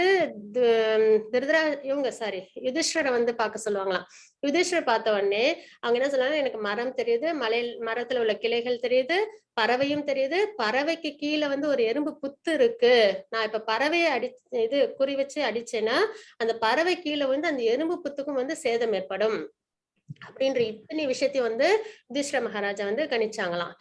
அது அது வந்து துரோணாச்சாரிய அந்த காலத்துல குருகுலத்துல அவங்களோட திறமையை வச்சு என்ன சொல்லிடுவாங்க, கண்டுபிடிச்சாங்க இல்லையா. அவங்களோட செயல்களை வச்சு அவங்களோட திறமையை கண்டுபிடிச்சு அதுக்கான பயிற்சிகள் அவங்களுக்கு கொடுப்பாங்க அப்படின்றத நம்ம பார்த்தோம். அப்போ யுதிஷ்டர் வந்து இந்த மாதிரி பார்க்கும்போது ஒரு ராஜா, ஒரு சக்கரவர்த்தியா இருக்கிறவங்க இப்படிதான் யோசிக்கணும். அதாவது எல்லா வகையிலும் அவங்க வந்து யோசிக்கணும். இந்த செயல் செஞ்சா யாருக்கும் எந்த தீங்கும் ஏற்படாதா, ஏற்படுற மாதிரி இருந்தா அதை வந்து அவங்க சரி பண்ணணும். அதுக்கப்புறம் தர்ம வழியில இருக்கோமா அப்படின்றது எல்லா பக்கமும் அவங்க யோசிப்பாங்க. அது அவங்களோட நேச்சர். அதனால அது வந்து அதையும் வந்து அவங்க வந்து தெளிவா அதை அந்த இடத்துல காமிச்சிருப்பாங்க. அதே மாதிரி அர்ஜுனர் கிட்ட வந்து உனக்கு மரத்துல உள்ள பறவை தெரியுதா அப்படின்னு கேட்டோடனே பறவையோட கண்ணு மட்டும்தான் தெரியுது அப்படின்னு சொல்லிட்டு அவங்க வந்து சொல்லுவாங்களாம். அந்த அளவுக்கு என்னது அவங்க ஃபோக்கஸ்டா இருக்காங்க அவங்களோட எய்ம்ல. அப்போ இந்த மாதிரி விஷயங்கள் தான் நம்மளுக்கு என்ன கிடைக்கும், நம்மளோட மனதையும் சென்சஸை கண்ட்ரோல் பண்ணி மனதை ஒருநிலைப்படுத்தும் போது நம்மளாலையும் எல்லாத்தையும் அச்சீவ் பண்ண முடியும். அதுக்கப்புறம் பாத்தீங்கன்னா பாண்டவர்கள் அஞ்ஞான வாசம் 12 ஆண்டுகள் பண்ணாங்க இல்லைங்களா, அப்பயும் மன வைராக்கியத்தோடு எந்த இடத்துலயும் அவங்க வந்து என்ன பண்ணல, எங்களால இது முடியாது. 12 ஆண்டுகள்ன்றது இருக்கல மிகப்பெரிய ஒரு விஷயம் இல்லைங்களா. அப்போ நம்மளால ஒரு 5 நிமிஷம் மனதை கட்டுப்படுத்துறது நம்மளுக்கு பெரிய சவாலா இருக்கு. அப்போ அவங்க 12 ஆண்டுகள் வனவாசத்துல வைராக்கியத்தோட முடிச்சாங்க. அதுவும் வந்து என்னது, கண்ட்ரோல்டா இருந்தாங்க அப்படின்றது. அதுக்கப்புறம் திரௌபதியின் சுயம்பரம் அர்ஜுனன் மனதை ஒன்றுபடுத்தி தன் இலக்கை கீழே பிரதிபலிக்கும் பிம்பத்தை பார்த்தே வெற்றி பெறுதல். அர்ஜுனரோட இந்த ஒரு விஷயமும் திரௌபதியை சுயம்பரம் அவங்கள பண்ணி கல்யாணம் பண்ணிக்கும் பொழுது அவங்க என்ன பண்ணுவாங்க, மேல வந்து மீன் பிம்பம் தெரியும், கீழே உள்ள அந்த தண்ணியில அந்த மேல அந்த ஃபிஷ் இருக்கும், கீழே வந்து அந்த தண்ணியில அவங்க என்ன பண்ணணும், அந்த மீனோட பிம்பத்தை பார்த்து அதை வந்து அவங்க வந்து அதோட கண்ணில் வந்து அவங்க அம்பு விடணும் அப்படின்றதுதான் தாத்பரியம். அப்போ இது வந்து தண்ணியில பிம்பம்னும் போது தண்ணி வந்து என்ன ஆகும், காத்துல அலை இது பண்ணும் இல்லைங்களா, டிஸ்டர்ப் ஆகும். அப்போ அந்த தண்ணியில உள்ள பிம்பத்தை பார்த்து அவங்க ஃபோக்கஸ் பண்ணி அவங்க வின் பண்ணாங்க அப்படின்னா அவங்களோட அந்த ஃபோக்கஸ்ட் மைண்ட் எப்படி இருந்தது அப்படின்றத நம்ம இங்க பாக்குறோம் இல்லைங்களா. அப்போ இந்த மாதிரி நம்ம கிட்டயும் உண்டு திறமைகள். அர்ஜுனர் வழிதான் நம்மளும் வந்திருக்கோம். ஆனா நம்ம கிட்ட ஏன் வரலன்னா நம்மளோட மனம் வந்து ஃபோக்கஸ்டா இல்ல அப்படின்ற ஒரு காரணத்தினால்தான். மாதாஜி 6.34 சஞ்சலம் ஹி மன கிருஷ்ண பிரமாதி பலவத்ருடம் தஸ்யாகம் நிக்ரகம் மன்யே வாயோரிவ சுதுஷ்கரம். ஹரே கிருஷ்ண. ஹரே கிருஷ்ண மாதாஜி. கிருஷ்ணா மனம், அர்ஜுனர் சொல்றாங்க, கிருஷ்ணா மனம் அமைதியற்றதும் குழப்பம் நிறைந்ததும் அடங்காததும் சக்தி மிகுந்ததும் ஆயிற்றே. மனத்தோட விஷயத்த எல்லாத்தையும் சொல்றாங்க பாருங்க. மனம் வந்து அமைதி இல்லாமலேதான் இருக்கும், எப்பயும் எதையாவது ஒண்ணு நினைச்சுக்கிட்டேதான் இருக்கும் என்னைக்கும். அதுக்கு அப்ப அமைதி மனதுக்கு வரணும்னா அதுக்கேத்த விஷயத்தான் நம்ம செய்யணும் இல்லைங்களா. மனம் அமைதியற்றது, அதுக்கப்புறம் குழப்பம் நிறைந்தது, தெளிவா இருக்காது, இது சரியா அது சரியா, இது தப்பா அது தப்பா, ஒரே குழப்பம். அதுக்கப்புறம் அடங்காதது, நம்ம சொல் பேச்சு அது கேட்டு ஒரு 5 நிமிஷம் நம்ம வந்து ஃபோக்கஸ் பண்ணலாம்னா அப்பதான் என்ன பண்ணும், அது நிறைய நினைச்சுக்கிட்டே இருக்கும் வேற எதையாவது. அப்புறம் சக்தி மிகுந்தது, எங்க தூரத்துல என்ன நடக்குதுன்னாலும் என்னது நம்மளால உடனே அதை பத்தி யோசிக்க முடியுது இல்லைங்களா, அந்த மாதிரி சக்தி மிகுந்தது. அப்புறம் வீசும் காற்றை அடக்குவதை விட மனத்தை அடக்குவது கடினமானதாக எனக்கு தோன்றுகிறது அப்படின்றத அர்ஜுனர் சொல்றாங்க. அதுதான் அங்க வந்து என்னது, ஃபர்ஸ்ட் டைம் இந்த ஸ்லோகம் எனக்கு படிக்கும்போது ஆச்சரியமா இருந்தது. ஏன்னா இவ்வளவு ஃபோக்கஸ்டா அந்த அர்ஜுனன் சொன்ன வார்த்தைகள் இதெல்லாம், மனம் அமைதியற்றதும் குழப்பம் நிறைந்ததும் அடங்காததும் சக்தி மிகுந்ததும் ஆயிற்றே. அப்போ இவ்வளவு ஃபோக்கஸ்டா இருக்கிற அர்ஜுனர் வந்து என்ன சொல்றாங்க, மனம் வந்து இவ்வளவு சிரமம், என்னால வீசும் காற்றையும் அடக்க முடியும், ஆனால் மனதை அடக்கிறது சிரமம் அப்படின்றது இங்க சொல்லியிருக்காங்க. மத்தது 6.35 ஸ்ரீ பகவானுவாச்ச அசம்சயம் மகாபாஹோ மனோ துர்நிக்ரகம் சலம் அப்யாசேன து கௌந்தேய வைராக்யேன ச கிருத்யதே. ஹரே கிருஷ்ண. ஹரே கிருஷ்ணா. பகவான் ஸ்ரீ கிருஷ்ணர் கூறினார், பலம் பொருந்திய புயங்களை உடைய குந்தின் மகனே, அமைதியற்ற மனத்தை அடக்குவது சந்தேகமின்றி மிகவும் கடினம். பகவான் என்ன சொல்லிட்டாங்க, சந்தேகமின்றி அது கடினம் தான் அப்படின்றத சொல்லிட்டாங்க. அதை அடக்கவே முடியாது. அதை அடக்கணும்னு நினைச்சாலும் அது என்னது, நம்மளுக்கு தோல்வியை தான் கொண்டு வந்து கொடுக்கும். அப்ப மனத்தை வந்து நம்ம என்ன பண்ணணும், பகவான் மேல நிலைநிறுத்தணும், சரிங்களா. அப்புறம் அதுவும் இல்லாம பகவான் வந்து இங்க என்ன கொடுக்குறாங்க, அதை எப்படி நம்ம சரி பண்ணணும் அப்படின்றதுக்கான இன்ஸ்ட்ரக்ஷன்ஸ் இதை நம்மளுக்கு கொடுக்குறாங்க. இதுதான் நம்ம வாழ்க்கையில ஃபாலோ பண்ண வேண்டியது. அர்ஜுனருக்கு இல்ல நமக்கு, அர்ஜுனருக்கு மட்டும் இல்ல நமக்கும். ஆனால் தகுந்த பயிற்சியினாலும் திரும்ப திரும்ப மனதை வந்து நம்ம தர்ம வழிக்கே கொண்டு வந்து பகவான் மேலே நிலைநிறுத்தி பகவானுக்கான செயல்கள் நம்ம செய்ய பழகும் பொழுது அது என்ன ஆகும், அது பழக்கத்தை கொண்டு வந்துடும். தகுந்த பயிற்சியினாலும் பற்றின்மையாலும், எதுல பற்றின்மை, இந்த மெட்டீரியல் சென்ஸ் கிராட்டிபிகேஷன்ல பற்றின்மை, அதர்மத்துல பற்றின்மை, அதுல இருக்கிறதுனாலயும் நம்மளால என்ன பண்ண முடியும், நம்மளோட மனதை கட்டுப்படுத்த முடியும் அப்படின்றத நம்ம இங்க பாக்குறோம். அப்போ மனத்தை கட்டுப்படுத்துறது சாத்தியமாகும் அப்படின்றத பகவான் இங்க நம்மளுக்கு இன்ஸ்ட்ரக்ஷன்ஸ் கொடுத்திருக்காங்க. அதுக்கான விதம் தான் என்ன சொல்லியிருக்காங்க, வழி. தகுந்த பயிற்சியும் பற்றின்மையாலும், இது ரெண்டும் இருந்தது அப்படின்னா டிட்டர்மினன்ட்டாவும் இருக்கணும் இந்த ப்ராசஸ்ல. டிட்டர்மினன்ட்ஸ் அதாவது கண்டிப்பா இதை வந்து நம்ம செய்யணும் அப்படின்ற ஒரு ஸ்திரமும் இருக்கணும். அப்போ இதெல்லாம் இருந்தது அப்படின்னா கண்டிப்பா நம்ம என்ன பண்ண முடியும், மனதை கட்டுப்படுத்த முடியும் அப்படின்றத நம்ம இந்த ஸ்லோகத்துல பாக்குறோம். மனம் ஒரு நண்பனா அல்லது எதிரியா அப்படின்றத நம்ம தான் முடிவு பண்ணணும். சரிங்களா? மனம் வந்து நம்மளுக்கு சொல்லும், இந்த விஷயம் செய்யலாம், அந்த விஷயம் செய்யலாம் அப்படின்றது நம்மளுக்கு தோணும், எண்ணங்கள் தோணும். அது சரியா தப்பா அப்படின்றது தெரிஞ்சுக்கணும். சரியானதா இருந்ததுன்னா அப்போ மனம் நமக்கு நண்பன், தப்பான விஷயத்த சொல்லும் போது மனம் நமக்கு எதிரி. அப்போ அந்த இண்டிபெண்டன்ஸ் யார்கிட்ட இருக்கு, நம்ம கிட்டதான் பகவான் கொடுத்திருக்காங்க. அப்ப நம்ம தான் என்ன பண்ணணும், அதுக்கான பொறுப்பு. அப்ப நம்ம தான் அதை வந்து சரியான வழியில நம்ம கொண்டு போகணும் அப்படின்றத நம்ம இங்க பாக்குறோம். 6.41 மாதாஜி. प्राप्य पुण्यकृतां लोकान् उषित्वा शाश्वती समा शुचीनां श्रीमतां गेहे योगभ्रष्टोऽभिजायते. யோகாவில் வெற்றியை அடைய தவறும் ஒருவரின் இலக்கு என்ன? இப்ப இந்த அளவுக்கு அஷ்டாங்க யோகாவை பத்தி சொல்லியிருக்காங்க பகவான். அதனால நம்மளுக்கு மனம் சுத்தமாகும், அதுக்கப்புறம் நம்மளுக்கு போக்கஸ்டா இருப்போம், நம்மளோட இலக்கை நம்மளால அடைய முடியும், முக்தி அடைய முடியும் அப்படின்றதுதான் பகவான் சொன்னாங்க. அர்ஜுனர் வந்து அது மிகவும் கடினமாக மனதை வந்து கண்ட்ரோல் பண்றதுன்னாங்க. அதுக்கான வழிமுறையும் பகவான் நம்மளுக்கு சொல்லிட்டாங்க. சரி, அதுக்கப்புறம் இந்த இலக்குல தவறுறவங்க, அஷ்டாங்க யோகத்துல தவறுறவங்க என்ன ஆவாங்க, அவங்களோட நிலை என்ன அப்படின்றது இங்க வந்து அர்ஜுனர் கேக்குறாங்க. அதுக்கு வந்து பகவான் என்ன சொல்றாங்கன்னா, வெற்றி அடையாத யோகி புண்ணிய ஆத்மாக்களின் லோகங்களில் பற்பல வருடங்கள் அனுபவித்த பின் நல்லோரின் குடும்பத்தில் அல்லது பெரும் செல்வந்தரின் குடும்பத்தில் பிறக்கின்றான். ஏன்னா அவங்க என்ன பண்ணிருக்காங்க, நல்ல பாதையில அவங்க அவங்கள வழி கொண்டு வந்திருக்காங்க இல்லைங்களா, மனதையும் சென்சஸையும் கண்ட்ரோல் பண்ணிருக்காங்க. அப்போ அவங்க கண்டிப்பா என்னது, சென்ஸ் கிராட்டிபிகேஷன்ல இன்வால்வ் ஆகல. அப்ப வெற்றி அடையாத யோகி, ஆனா அவங்களால அதை கண்டினியூஸா பண்ண முடியல, அதுல ஃபால் டவுன் ஆயிட்டாங்க. வெற்றி அடையாத யோகி புண்ணிய ஆத்மாக்களின் லோகங்களில், புண்ணிய ஆத்மாக்கள்ல எங்க இருப்பாங்க, சொர்க்கத்துல இருப்பாங்க. அப்போ அங்க பற்பல வருடங்கள் அனுபவிக்கிறாங்க சந்தோஷங்களை. நல்லோரின் குடும்பத்தில் பிறக்கிறாங்க அல்லது பெரும் செல்வந்தரின் குடும்பத்தில் பிறக்கிறாங்க. எதுக்காக நல்லோரின் குடும்பத்தில் அவங்க பிறக்கிறாங்க அப்படின்னா, அப்பதான் மறுபடியும் அவங்க என்ன பண்ண முடியும், பயஸ் ஆக்டிவிட்டி அவங்க தொடர முடியும். அடுத்த வாழ்க்கையில அவங்க என்ன பண்ண முடியும். எப்பயுமே வந்து நம்ம ஸ்பிரிச்சுவல் இது மட்டும் எப்படி அப்படின்னு பாத்தீங்கன்னா, அதுக்கு வந்து ஒரு இந்த ஜென்மத்துல நான் இப்ப வந்து பக்தி பண்ணேன், அது இந்த ஜென்மத்தோட முடிஞ்சிருமா அப்படின்னா கிடையாது. அது என்ன பண்ணும், அடுத்த ஜென்மத்துக்கும் தொடரும். அதுதான் வந்து அங்குள்ள தாத்பரியமே. இப்போ ஏன்னா நம்ம ஸ்பிரிச்சுவல் ஆக்டிவிட்டிஸ் எதுக்காக பண்றோம், பகவானுக்காக பண்றோம். நம்மளோட ஆத்மாவால நம்ம வந்து பகவானுக்கு நம்ம டிவோஷனல் சர்வீஸ் பண்றோம் இல்லைங்களா. அப்போ அது என்ன அர்த்தம் ஆகுதுன்னா, ரெண்டுமே எட்டர்னல். பகவானும் எட்டர்னல், நம்ம ஆத்மாவும் எட்டர்னல். அப்ப பகவானுக்கு செய்யற டிவோஷனல் சர்வீஸும் எட்டர்னல், அதுக்கும் வந்து எண்டு கிடையாது. அப்போ நம்ம இந்த ஜென்மத்துல ஒரு ஸ்பிரிச்சுவல் ப்ராக்ரஸ் நம்ம பண்ணிருக்கோம், பக்தி பண்ணிருக்கோம், அதை முடிச்சிட்டோம், இந்த ஜென்மத்தோட முடிஞ்சிருச்சா அப்படின்னா கிடையாது. அது என்ன பண்ணும் அப்படின்னு பாத்தீங்கன்னா, அடுத்த ஜென்மத்திலயும் அது நம்மளுக்கு தொடரும். அதனாலதான் நம்ம வந்து இந்த 84 lakh ஸ்பீஷீஸ்ல இன்னைக்கு நம்ம எல்லாரும் பகவத்கீதை படிக்கிறோம், தெரிஞ்சுக்கிறோம் அப்படின்னா, நம்ம இதுக்கு முன்னாடி நிறைய நம்ம என்ன பண்ணிருக்கோம், நிறைய வந்து சுக்ருத்திகள் தர விஷயங்கள் நம்ம செஞ்சிருக்கோம்.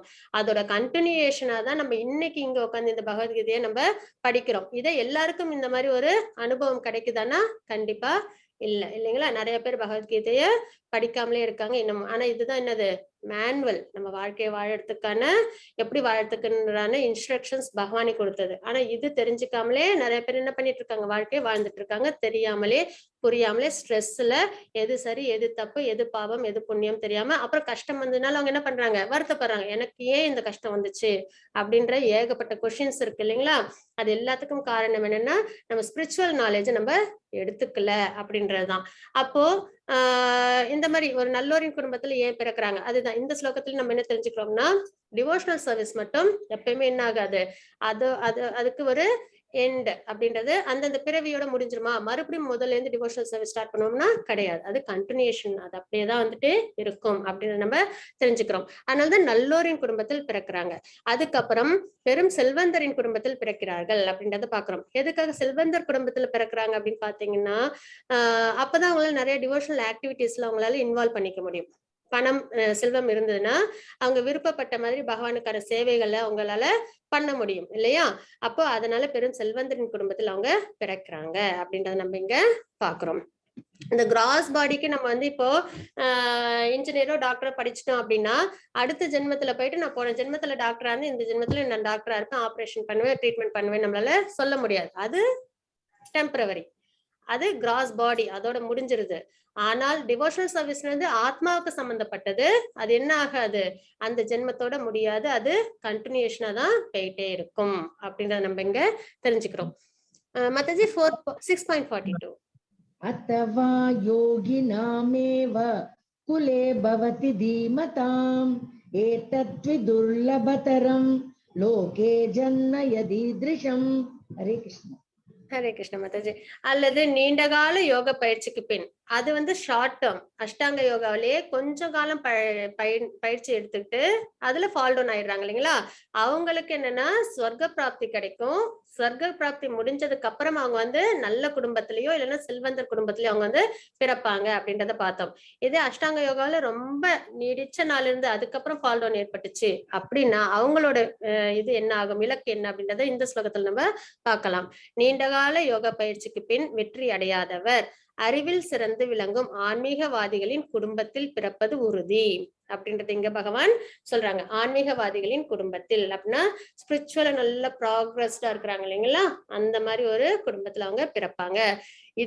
இத்தகு பிறவி நிச்சயமாக இவ்வுலகில் மிக அரிதானதாகும். நம்ம என்னென்னவோ நினைப்போம், இவ்வளவு பணம் இருந்தா ரொம்ப வந்து நம்ம வந்து பிளஸ்டு, இந்த விஷயம் இருந்தா நம்மள பிளஸ்டு அப்படின்னு நினைப்போம் இல்லைங்களா? ஆனா இங்க என்ன சொல்றாங்க பாருங்க, ஆன்மீகவாதிகளின் குடும்பத்தில் பிறப்பது உறுதி, இத்தகு பிறவி நிச்சயமாக இவ்வுலகில் மிக அரிதானதாகும். அவ்வளோ சீக்கிரத்துல இது யாருக்கும் கிடைக்காது அப்படின்றதையும் இங்க பகவான் கோடிட்டு காமிக்கிறாங்க. அப்போ நீண்ட காலம் யோக பயிற்சிக்கு பின் வெற்றி அடையாதவர்களோட இலக்கு இதுதான், மிக சிறந்த ஆன்மீகவாதியின் குலத்தில் பிறப்பது அப்படின்றத நம்ம பாக்குறோம். ஹரே கிருஷ்ண மாதா 6.47 योगिनामपि सर्वेषां मद्गतेन अन्तरात्मना श्रद्धावान् भजते यो मां समे युक्ततमो मतः. ॐ तत्सत् इति श्रीमद्भगवद्गीतासु उपनिषत्सु ब्रह्मविद्यायां योगशास्त्रे श्रीकृष्णार्जुनसंवादे आत्मसंयमयोगो नाम षष्ठोऽध्यायः. सर्वं कृष्णार्पणमस्तु. हरे कृष्णा. ஹரே கிருஷ்ண மாதாஜி. 6.47 இந்த ஸ்லோகத்துல பகவான் என்ன சொல்றாங்கன்னு பார்ப்போம். மேலும் எல்லா யோகிகளுக்கும் மத்தியில் எவன் ஒருவன் பெரும் நம்பிக்கையுடன் எப்பொழுதும் என்னில் நிலைத்து தன்னுள் என்னை எண்ணி எனக்கு திவ்யமான அன்பு தொண்டு புரிகின்றானோ அவனே யோகத்தில் என்னுடன் மிகவும் நெருங்கியவனும் எல்லோரையும் விட உயர்ந்தனும் ஆவான். இதுவே எனது அபிப்பிராயம். பகவான் எந்த இடத்துலயும் வந்து பக்தி பண்ணுன்றத ஸ்ட்ரெஸ் பண்ணவே மாட்டாங்க. ஏன்னா ஸ்ட்ரெஸ் பண்ணி வர்றது வந்து கிடையாது, இயல்பா வரணும். பக்தியின் தொண்டுன்றது இயல்பா வரணும். யார்கிட்டயாவது என்கிட்ட அன்பா இருக்கணும், கண்டிப்பா என்கிட்ட நீ அன்பை தான் காமிக்கணும் அப்படின்னு நம்மளால இது இன்ஸ்ட்ரக்ஷன் கொடுக்க முடியுமா? கிடையாது இல்லைங்களா? அன்புன்றது இயல்பா வரணும். இப்ப பகவத்கீதையில அப்படிதான் பாத்தீங்கன்னா எல்லா இடத்துலயும் பகவான் வந்து அதோட உயர்வை சொல்லிக்கிட்டே இருப்பாங்க. அப்படி இருந்தா நன்மை அப்படின்றத எடுத்து சொல்லிக்கிட்டே இருப்பாங்க. அப்ப இந்த ஸ்லோகத்துல என்ன சொல்றாங்கன்னு பாத்தீங்கன்னா, எல்லா யோகிகளுக்கும் மத்தியில் எவன் ஒருவன் மிக பெரும் நம்பிக்கைன்றது ரொம்பவே முக்கியம். பகவான் மேல நமக்கு நம்பிக்கை இருக்கணும். அதுக்கப்புறம் நம்மளுக்கு ஸ்பிரிச்சுவலும் நம்மளுக்கு நம்பிக்கை இருக்கணும். எப்பொழுதும் எண்ணில் நிலைத்து, அதுதான் மனதை பகவான் மேல நிலை நிறுத்துறது. தன்னுள் என்னை எண்ணி, எந்த ஒரு காரியம், அதுக்குதான் நம்ம எந்த ஒரு செயல் செஞ்சாலும் அதுல பகவானை முன்னிலைப்படுத்தி செய்யும் போது எந்நேரமும் நம்மளுக்கு பகவானோட நினைவு இருந்துகிட்டே இருக்கும். இப்ப சமைக்கிறோம் அப்படின்னா கூட பகவானுக்காக சமைக்கணும் அப்படின்னும் போது பகவானோட எண்ணம் அந்த குக்கிங் ப்ராசஸ் முழுசாவே இருக்கும். அதே மாதிரி வீடெல்லாம் கிளீனா வச்சுக்கிறோம்னும் போதும் அப்பயும் பகவானோட எண்ணம் இருக்கணும். நம்ம வீட்டுல பகவான் இருக்காங்க அப்படின்ற ஒரு எண்ணத்தோட செய்யும் போது அது பகவான். அந்த மாதிரி எல்லா விஷயத்திலும் சாண்டிங் பண்ணும் போதா இருக்கட்டும், கீர்த்தனங்கள் கேட்கும் போதா இருக்கட்டும், ஆபீஸ்ல வேலை செய்யும் போதா இருக்கட்டும் இல்லைங்களா, அதாவது கடைக்கு போய் நம்ம பர்ச்சேஸ் பண்ணா கூட இந்த விஷயங்கள் பகவானுக்காக நம்ம வாங்கணும் அப்படின்ற ஒரு தாத்பரியத்தோட நம்ம வந்து எல்லா விஷயத்தையும் நம்ம பகவானை நம்ம உள்ளுக்குள்ளார கொண்டு வர முன்னிலைப்படுத்த நம்மளுக்கு என்ன ஆயிடும், பகவானோட எண்ணம் ஆட்டோமேட்டிக்கா நமக்குள்ளார அதுவே தானா வந்துடும். சரிங்களா? தன்னுள் என்னை எண்ணி எனக்கு திவ்யமான அன்பு தொண்டு புரிகின்றானோ, அன்பு தொண்டு, டிவோஷனல் சர்வீஸ். அது வந்து யாரு பண்றாங்களோ அவனே யோகத்தில் என்னுடன் மிகவும் நெருங்கியவனும் எல்லோரை விட உயர்ந்தவனும் ஆவான். பகவானுக்கு ரொம்ப நெருக்கமானவங்களா கோபா கோபிஸ் எல்லாம் பாத்தீங்கன்னா எப்படி இருந்தாங்க, பகவான் கூட ரொம்ப க்ளோஸா அசோசியேட் ஆனாங்க இல்லைங்களா? அந்த மாதிரி அப்புறம் உயர்ந்தவர்கள் அவர்கள், இதுவே எனது அபிப்பிராயம் அப்படின்றத சொல்லி இந்த சாப்டரை முடிக்கிறாங்க. அப்புறம் பாத்தீங்கன்னா யோகா லேடர் அப்படின்னு பார்த்தோம்னா கர்ம யோகா தான் ஸ்டார்டிங் பாயிண்ட். அதுக்கப்புறம் ஞான யோகா, அஷ்டாங்க யோகா, பக்தி யோகா, இந்த படிநிலையில தான் வரும். கர்மயோகம்ன்றது செயல்கள் மூலியமா பகவானை நம்ம திருப்தி பண்றது. ஞான யோகம்ன்றது பகவானை பத்தி நிறைய விஷயங்களை நம்ம தெரிஞ்சுக்கணும். அப்பதான் பகவான் நம்மளுக்கு பரிச்சயம் ஆவாங்க. நம்மளுக்கு பரிச்சயமானவங்களோட தான் நம்மளால என்ன பண்ண முடியும், நல்லபடியா உறவை நம்மளால மெயின்டைன் பண்ண முடியும் இல்லைங்களா? அப்ப ஞானம்ன்றது ரொம்பவே முக்கியம். பகவானை பத்தி நிறைய விஷயங்களை தெரிஞ்சுக்கணும். அஷ்டாங்க யோகம், அதுக்கப்புறம் சென்சஸை கண்ட்ரோல் பண்ணி மனதை பகவான் மேல் நிலைநிறுத்தி நம்ம செய்யற யோகம். இது மன தூய்மை கொடுக்கும், நம்மளுக்கு கண்டிப்பா முக்தியையும் ஏற்படுத்தும், ஆத்ம பலத்தை நல்லா அதிகரிக்கும், நம்மளுக்கு மிஸ்டிக் பவர்ஸ் நிறைய கிடைக்கும். ஆனா அந்த மிஸ்டிக் பவர்ஸ் என்ன பண்ணிடக்கூடாது, மறுபடியும் இந்த மெட்டீரியல் விஷயத்துக்காக நம்ம அதை யூஸ் பண்ணிடக்கூடாது. நிறைய நீங்க பாகவதத்துல ஸ்டோரிஸ் எல்லாம் பாத்தீங்கன்னா நிறைய வந்து என்ன இந்த மாதிரி விஷயங்கள் நம்ம பார்க்கலாம். முனிவர்கள் ரிஷிகள் எல்லாம் பாத்தீங்கன்னா அவங்க என்ன பண்ணுவாங்க, கொஞ்சம் பவர்ஸை வந்து அவங்க வந்து இந்த மாதிரி விஷயத்துக்கெல்லாமும் தேவைக்காக தான் பயன்படுத்திப்பாங்க அப்படின்றத நம்மளால பார்க்க முடியும். அதுக்கப்புறம் பாத்தீங்கன்னா பக்தி யோகம், அதுதான் இருக்கலே உயர்ந்தது, பகவானுக்கு டிவோஷனல் சர்வீஸ் செய்யறது அப்படின்றத பாக்குறோம். அப்புறம் எந்தெந்த யுகத்துல என்னென்ன பிரிஸ்கிரைப் டியூட்டி அப்படின்றதையும் பார்க்கலாம். சத்தியுகத்துல விஷ்ணுவை பற்றிய தியானம், திரேதா யுகத்துல விலையுயர்ந்த யாகங்களை செய்யறது சரிங்களா. அதுக்கப்புறம் துவாபர யுகத்துல விரிவான கோவில் வழிபாடு அப்படின்றத பாக்குறோம். ஆனா கலிகாலத்துல என்னது, இறைவனின் பெயர்களை உச்சரிக்கிறது தான் சிறந்தது. இப்ப பாத்தீங்கன்னா எல்லாத்துலயுமே இறைவனோட நாமம் தான் இருக்கும். இவங்க வந்து மெடிடேஷன் பண்றாங்க, பகவானோட நாமத்தை சொல்லிதான் மெடிடேஷன் பண்றாங்க. ஆனா ப்ராசஸ் கடினமானது. இவங்களும் பாத்தீங்கன்னா பகவான் நாமத்தை உச்சரிச்சுதான் வேள்விகள் எல்லாம் செய்வாங்க. ஆனா அதுக்கு நிறைய தூய்மையான பிராமணர்கள், தூய்மையான பொருட்கள், தூய்மையான இடம், எல்லாமே என்னது தூய்மையா இருக்கணும். மந்திரத்தோட உச்சரிப்பு வந்து அச்சரப்பிழை இல்லாம இருக்கணும். அந்த மாதிரி நிறைய விஷயங்கள் நம்ம பார்க்க வேண்டியிருக்கு இல்லைங்களா. அப்போ ஆனா அதுலயும் பேசிக்கா என்னது, பகவானோட நாமத்தை சொல்றோம். அதுக்கப்புறம் துவாபர யுகத்துல விரிவான கோயில் வழிபாடு, 6 கால பூஜைகள் செஞ்சு பகவானை நம்ம வழிபாடு பண்றது. அதுக்கும் பாத்தீங்கன்னா நேரமும் இதுவும் என்னது, நம்ம நிறைய நம்ம வந்து செய்யணும். ஆனா கலிகாலத்துல இறைவனின் பெயர்களை உச்சரிக்கிறது தான் பிரிஸ்கிரைப் டியூட்டி. ஏன்னா நம்மளுக்கு ஆயுள் கம்மி. அதுக்கப்புறம் நம்மளுக்கு என்னது இது அந்த டிவோஷனல் சர்வீஸ்ல அந்த அளவு ஈடுபாடும் இருக்காது. அதனால என்ன பண்றாங்க பகவான், கலிகாலத்துல நாமத்தை சொன்னாலே போதும் அப்படின்றத நம்ம இங்க பாக்குறோம். அதுக்கப்புறம் பாத்தீங்கன்னா அஷ்டாங்க இது இப்போ யோகா லேடர், கர்ம யோகா, ஞான யோகா, அஷ்டாங்க யோகா, இப்படி ஒண்ணு போறதுன்றது ஸ்டெப் பை ஸ்டெப்பா போறதுன்றது கடினமான விஷயம். ஆனா நேரடியா பக்தி சேவையில யார் ஈடுபடுறாங்களோ, பக்தி யோகத்துல யார் ஈடுபடுறாங்களோ அவங்களோட பாதை வந்து ரொம்பவே சுலபமானதா இருக்கும் அப்படின்றத நம்ம இங்க பாக்குறோம். சங்கீர்த்தனம், ஹரே கிருஷ்ண கிருஷ்ண கிருஷ்ண ஹரே ஹரே, ஹரே ராம ராம ராம ஹரே ஹரே. அதுக்கப்புறம் பாத்தீங்கன்னா வேதத்துல பகவானோட நாமத்தை உச்சரிக்கிறது சிறந்ததுன்னு பாக்குறோம் இல்லைங்களா. அப்ப அதுக்கான ஒரு சில ரெஃபரன்ஸ் தான் நம்ம இங்க பார்க்க போறோம். மத்தாஜி இது படிச்சு கொடுக்குறீங்களா? படிக்கட்டா? படிச்சுக்கிறோம் மத்தாஜி. சரி. இதி ஷோடசகம் நாம் கலிகல்மஷநாசனம் न तत्परदो उभायः सर्ववेदेषु दृश्यते इति षोडशकं नाम्नां कलिकल्मषनाशनं न तत्परतरो उपायः सर्ववेदेषु दृश्यते. கிருஷ்ணா யஜுர்வேதத்தில் இருந்து கலி சந்தர்ஷன உபனிஷத், யஜுர்வேதத்துல கலி சந்தர்ஷன உபனிஷத் அப்படின்ற ஒரு உபனிஷத் இருக்கு. அவசியம் எல்லாரும் எடுத்து இத படிச்சு பார்க்கணும் ஒரு தடவை. கூகுள்லயோ இல்லைன்னா வந்து புக்ஸ் இருந்தனாலுமா அதை படிச்சு பார்க்கணும். அப்ப நம்மளுக்குள்ளார ஒரு கேள்வி இருக்கும் இல்லைங்களா, அதர்மம் ஏன் இவ்வளவு நடக்குது, ஏன் இவ்வளவு கஷ்டங்கள் இருக்கு கலிகாலத்துலன்னு, அந்த கேள்விக்கெல்லாம் விடை நம்மளுக்கு இதுல கிடைச்சிடும். ஏன்னா இதெல்லாம் கலிகாலம் இப்படித்தான் இருக்கும் அப்படின்றதே உபநிஷத்துல போட்டுருவாங்க, கொடுத்திருப்பாங்க. அப்ப அந்த மாதிரிதான் இந்த இதுவும் வந்து இருக்கும். அப்ப நம்ம இதை பார்த்து என்ன பண்ண வேண்டாம், நம்ம பிரமிக்க வேண்டாம். ஏன் இவ்வளவு அதர்மம் இருக்கு, ஏன் இவ்வளவு கஷ்டங்கள் இருக்குன்றது நம்மளுக்கு பிரமிப்பா இருக்காது. இந்த கலி சந்தர்ஷன உபநிஷத்துல கலிகாலம் எப்படி இருக்கும்ன்றதோட ஃபுல் டீடைல்ஸும் நம்ம இப்ப இருக்கிறது என்னது 5000 ஆண்டுகள் தான் முடிச்சிருக்கோம். ஆனா கலிகாலத்தோட டியூரேஷன் 4,32 years, இன்னும் 4,28 years இருக்கு. அப்பெல்லாம் இன்னும் 10,000 வருடங்களுக்கு தான் பகவத்கீதை எல்லாம் இருக்கும். அதுக்கப்புறம் அதுவும் இருக்காது. இப்ப இருக்கும்போதே இந்த மேனுவலை வந்து யாருமே வந்து என்ன பண்றது இல்ல, படிக்கிறது இல்ல. அப்ப அதுவும் இல்லாதப்போ நம்மளுக்கு அக்கர்மனா என்னன்னு தெரியாது, விக்கர்மனா என்னன்னு தெரியாது, குணங்கள்னால தான் நம்ம செயல்படுறோம்ன்றதும் தெரியாது, பக்தினா என்னன்னு தெரியாது, பகவான் யாரு அப்படின்றது நம்மளுக்கு தெரியாம போயிடும். அப்ப எப்படி இருக்கும் கலிகாலம்? இன்னும் போக போக என்ன மாதிரி தாற்பயத்துல அது இருக்கும் அப்படின்றத நம்மளால உணர முடியுது இல்லைங்களா? அப்ப பாத்தீங்கன்னா இன்னுமே என்ன ஆயிடும், நாட்கள்லாம் குறைஞ்சு போயிடும், ஆயுள் நாட்கள்லாம் குறைஞ்சு போயிடும். அப்புறம் அளவும் வந்து என்னது, ஹைட்டும் வந்து ரொம்ப இருக்காது. இப்பயே பாத்தீங்கன்னா திரேதாயுகத்துல துவாபரத்துல நல்ல ஹைட்டா நல்ல ஆஜானுபாவா இருப்பாங்க இல்லைங்களா? ஆனா நம்ம எல்லாம் பார்த்தோம்னா ரொம்பவே வீக்கா தான் இருப்போம். அதே மாதிரி சைஸும் வந்து ஹைட்டும் வந்து குறைஞ்சிருக்கும். அதே மாதிரி இன்னமும் வந்து அதாவது எப்படி சொல்லியிருப்பாங்கன்னா, கத்திரிக்காயை பறிக்கணும்னா கூட ஏணி வச்சு ஏறி பறிக்கணுமா, அந்த அளவுக்கு வந்து ஹைட் வந்து கம்மி ஆயிடும் அப்படின்ற மாதிரி விஷயங்கள்லாம் வந்து நம்மளால தெரிஞ்சுக்க முடியும். அப்போ இந்த மாதிரி கலி சந்தர்ஷன உபனிஷத் இந்த விஷயம் எல்லாம் வந்து இந்த உபநிஷத்துல இருக்கும். ஏன் இதை நம்ம படிச்சுக்கணும் அப்படின்னா நம்மளுக்கு பிரமிப்பாகாது. இப்படிதான், இதுதான் இயல்பு, கலிகாலத்தோட இயல்பு இதுதான் தெரியும் போது நம்ம அதை பார்த்து நம்ம என்ன பண்ண வேண்டாம், ஆச்சரியப்பட வேண்டாம்.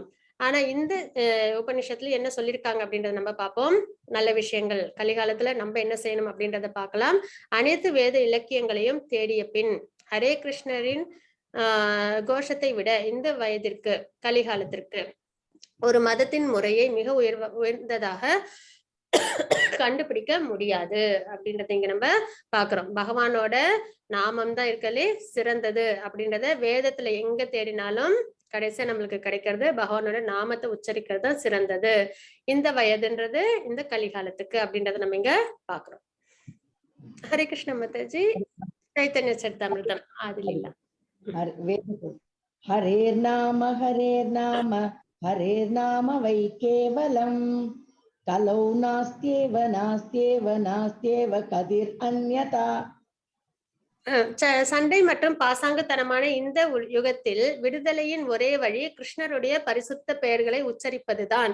வேறு வழி இல்லை, வேறு வழி இல்லை, வேறு வழி இல்லை அப்படின்றத ஸ்ரீ சைத்தன்ய சரிதாமிர்தம் ஆதிலீலா 17.21 இதுல நம்ம வந்து பாக்குறோம். சண்டை பாசாங்குத்தனம் இது ரெண்டும் தான் கலிகாலத்துல அடையாளமா சொல்றாங்க. சின்ன சின்ன விஷயங்களுக்கெல்லாம் சண்டை போட்டுக்கிற குணம் இருக்கும். அப்புறம் பாசாங்கு பண்றதுலயும் வந்து ரொம்பவே விருப்பமோட இருப்பாங்க. இந்த யுகத்தோட விடுதலை, அப்படிப்பட்ட இந்த கலியுகத்தோட விடுதலை என்ன அப்படின்னு பார்த்தோம்னா பகவானோட நாமத்தை உச்சரிக்கிறது மட்டும்தான். வேறு வழி இல்லை, வேறு வழி இல்லை, வேறு வழி இல்லை அப்படின்றத நம்மளோட ஸ்கிரிப்சர்ஸ்லயும் நம்மளால பார்க்க முடியுது. மாதாஜி பாகவதம் 12.3.51 படிக்கிறேன். கலேர் தோஷ நிதே ராஜன் அஸ்தி ஹேகோ மகான் குணஹ கீர்த்தனாத்யேவ கிருஷ்ணஸ்ய முக்த சங்க பரம் ஸ்மரஜேத். என் அன்பான ராஜா, கலியுகத்தில் குறைபாடுகள் நிறைந்திருந்தாலும் இந்த வயதை பற்றி இன்னும் ஒரு நல்ல குணம் இருக்கின்றது. வெறுமனே ஹரே கிருஷ்ணா மகாமந்திரத்தை உச்சரிப்பதன் மூலம் ஒருவர் பொருள் அடிமைத்தனத்தில் இருந்து விடுபட்டு ஆழ்நிலை ராஜ்யத்திற்கு உயர்த்தப்படலாம் அப்படின்றத நம்ம இங்க பாக்குறோம். அப்ப பகவானோட நாமத்தை உச்சரிக்கிறதுனால நம்மளுக்கு என்ன கிடைக்குது, நம்ம ஸ்பிரிச்சுவலா ப்ராக்ரஸ் ஆகுறோம். அதுக்கப்புறம் பொருள் அடிமைத்தனம் அப்படின்றது இந்த மெட்டீரியல் சென்ஸ் கிராட்டிபிகேஷன் அதுல இருந்து நம்மளுக்கு விடுதலை கிடைக்குது அப்படின்றதை நம்ம பாக்குறோம். பகவத்கீதை 10.25 யஜ்ஞானம் ஒண்ணுமே கொடுக்கலையே. யஜ்ஞானம் ஜபயஜ்ஞோஸ்மி. ஹரே கிருஷ்ண மாதாஜி. கிருஷ்ணனாகிய நான் யாகங்களில் என் பெயர்களை உச்சரிக்கும் ஜப யஜ்ஞம் ஆவேன் அப்படின்றத நம்ம 10.25 ஸ்லோகத்துல நம்ம தெரிஞ்சுக்கலாம். பகவான் இந்த இடத்துல என்ன சொல்லியிருக்காங்கன்னு பாத்தீங்கன்னா, யாகங்களில் என் பெயர்களை உச்சரிக்கும் ஜப யஜ்ஞம் ஆவேன் அப்படின்றத பகவான் இங்க சொல்றாங்க. சரிங்களா? அப்ப நாமத்துக்கு ஏத்தம் இருக்கு அப்படின்றத நம்ம இங்க பாக்குறோம். மாதாஜி மகர்ஷீனாம் பிருகுரகம் கிராமஸ்மேகம் அக்ஷரம் யஜ்ஞானாம் ஜபயஜ்ஞோஸ்மி ஸ்தாவராணாம் ஹிமாலய. 10.25. ஓகே மாதாஜி, தேங்க்யூ மாதாஜி. ஹரே கிருஷ்ணா. இப்ப வந்துச்சு சைத்தன்ய சரிதாமிர்தம் அந்தியலீலா 20.16 மாதாஜி. நாம் ஆகாரி பகுதா நிஜ சர்வசக்தி तत्रार्पिता नियमिता स्मरणेन न कालाः एतदृशि तवा कृपा भगवान् मामापि दुर्दैवम् ईदृशम् इहा जनिनानुरागः. हरे कृष्ण. ஹரே கிருஷ்ண மாதாஜி. என் ஆண்டவரே, கடவுளின் உயர்ந்த ஆளுமை உங்கள் புனித பெயரின் வாழும் நிறுவனத்திற்கு அனைத்து நல்ல அதிர்ஷ்டங்களும் உள்ளன. எனவே உங்களுக்கு கிருஷ்ணா மற்றும் கோவிந்தா போன்ற பல பெயர்கள் உள்ளன. உங்கள் பெயர்களை நீங்கள் அந்த பெயர்களில் முதலீடு செய்துள்ளீர்கள் மற்றும் அவற்றை நினைவில் கொள்வதற்கு கடினமான மற்றும் வேகமான விதிகள் எதுவும் இல்லை அப்படின்றத நம்ம இங்க பாக்குறோம். இது வந்து ஆக்சுவலா சிக்ஷாஷ்டகம்ல 2வது ஸ்லோகம். சரிங்களா? இதுல என்ன சொல்லியிருக்காங்க பகவான் அப்படின்னு பாத்தீங்கன்னா, பகவானோட நாமத்துல என்ன இருக்கு? அத்தனை விதமான நன்மைகளும் இருக்கு. அதுதான் இங்க நம்ம பாக்குறோம். உங்கள் பெயர்கள் நீங்கள் அந்த பெயர்களில் முதலீடு செய்துள்ளீர்கள். அதாவது பெயர்களே இல்ல, இந்த இடத்துல என்னன்னா அவங்களோட எல்லா விதமான ஃபார்ச்சூன்ஸும், குட் ஃபார்ச்சூன்ஸ், எல்லா நன்மைகளும் அவங்களோட பெயர்கள்லயே முதலீடு செஞ்சிருக்காங்க. அதாவது கலிகாலத்துல பாத்தீங்கன்னா பகவானோட நாமத்திலே என்னது, பகவான் வந்து நாமமே பகவான். நம்ம வந்து கிருஷ்ணா அப்படின்னு சொன்னோம் அப்படின்னா அந்த இடத்துல என்னது, பகவானே நம்ம கூட இருக்கிறதான ஐதீகம். சரிங்களா? ஏன்னா திரேதாயுகம் துவாபரயுகம்லாம் பகவான் வந்து அவதாரம் எடுத்தாங்க. இப்ப கலிகாலத்துல பகவான் வந்து என்னது, அவதாரம் எடுக்கல இல்லைங்களா? அது வந்து கடைசியா கல்கி அவதாரம் எடுப்பாங்க. ஆனா இப்ப நமக்கு பகவான் நம்ம கூட இல்லையே அப்படின்ற ஒரு விஷயமே கிடையாது. ஏன்னா கிருஷ்ணா கோவிந்தா அப்படின்னு நம்ம கூப்பிடும் போது என்னது, அதுலயே பகவான் வந்து நம்ம கூட இருக்கிறதா ஐதீகம். அதுவும் இல்லாம பகவத்கீதை பாகவதம் இதன் மூலியமாவும் பகவான் நம்மளுக்கு என்னது இன்ஸ்ட்ரக்ஷன்ஸ் எல்லாம் கொடுத்துட்டு இருக்காங்க. சோ பகவான் நம்ம கூட தான் இருக்காங்க. அப்ப இந்த இடத்துல இந்த ஸ்லோகத்துல என்ன சொல்றாங்கன்னு பாத்தீங்கன்னா, உங்களோட பெயர்கள்ல என்னது எல்லா விதமான நன்மைகளும் இருக்கின்றது. அதுவும் இல்லாம அதை நினைவில் வைத்துக்கிறதும் என்னது நம்மளுக்கு ஒரு கடினமான விஷயமும் கிடையாது இல்லைங்களா? அப்போ நம்ம பெயர்களை உச்சரிக்கிறதுனாலே நம்மளுக்கு என்ன கிடைக்கும்? நம்மளுக்கு நன்மைகள் கிடைக்கும். நன்மைகள்ன்றது மெட்டீரியல் என்ஜாய்மெண்ட்ஸ் கிடையாது, ஸ்பிரிச்சுவல் ப்ராக்ரஸ். இததான் நம்ம பாக்குறோம். இத்தனை ரெஃபரன்ஸ் வந்து மாதாஜி.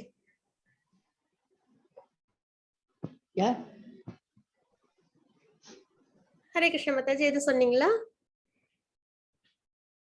ஓகே, அத்தியாயத்தின் சுருக்கம் என்ன அப்படின்றத நம்ம பாத்துருவோம். அஷ்டாங்க யோகாவில் முன்னேறுதல், சமபுத்திர் விவஷ்யத்தே அப்படின்றத நம்ம பார்த்தோம். அதுக்கப்புறம் அஷ்டாங்க யோகத்தின் நிலைகள், அந்த 8 நிலைகள் என்ன அப்படின்றத நம்ம பார்த்தோம்.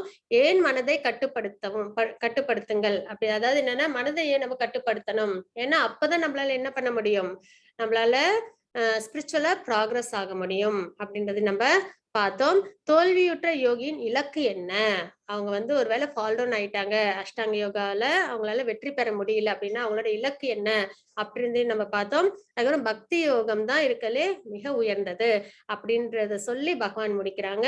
அதுக்கப்புறம் இனிமே வர எல்லா, அதாவது 7th to 12th வரைக்கும் பக்தி யோகம் பார்ப்போம். அதுக்கப்புறம் ஞான யோகம், அது வந்து நம்ம 13 to 18 வரைக்கும் நம்ம பார்ப்போம். वाञ्छाकल्पतरुभ्यश्च कृपा सिन्धु भयेवच पतितानां पावनेभ्यो वैष्णवेभ्यो नमो नमः. अनंत कोटि वैष्णवेन्द्र की जय. श्रील प्रभुपाद की जय. हरे कृष्णा.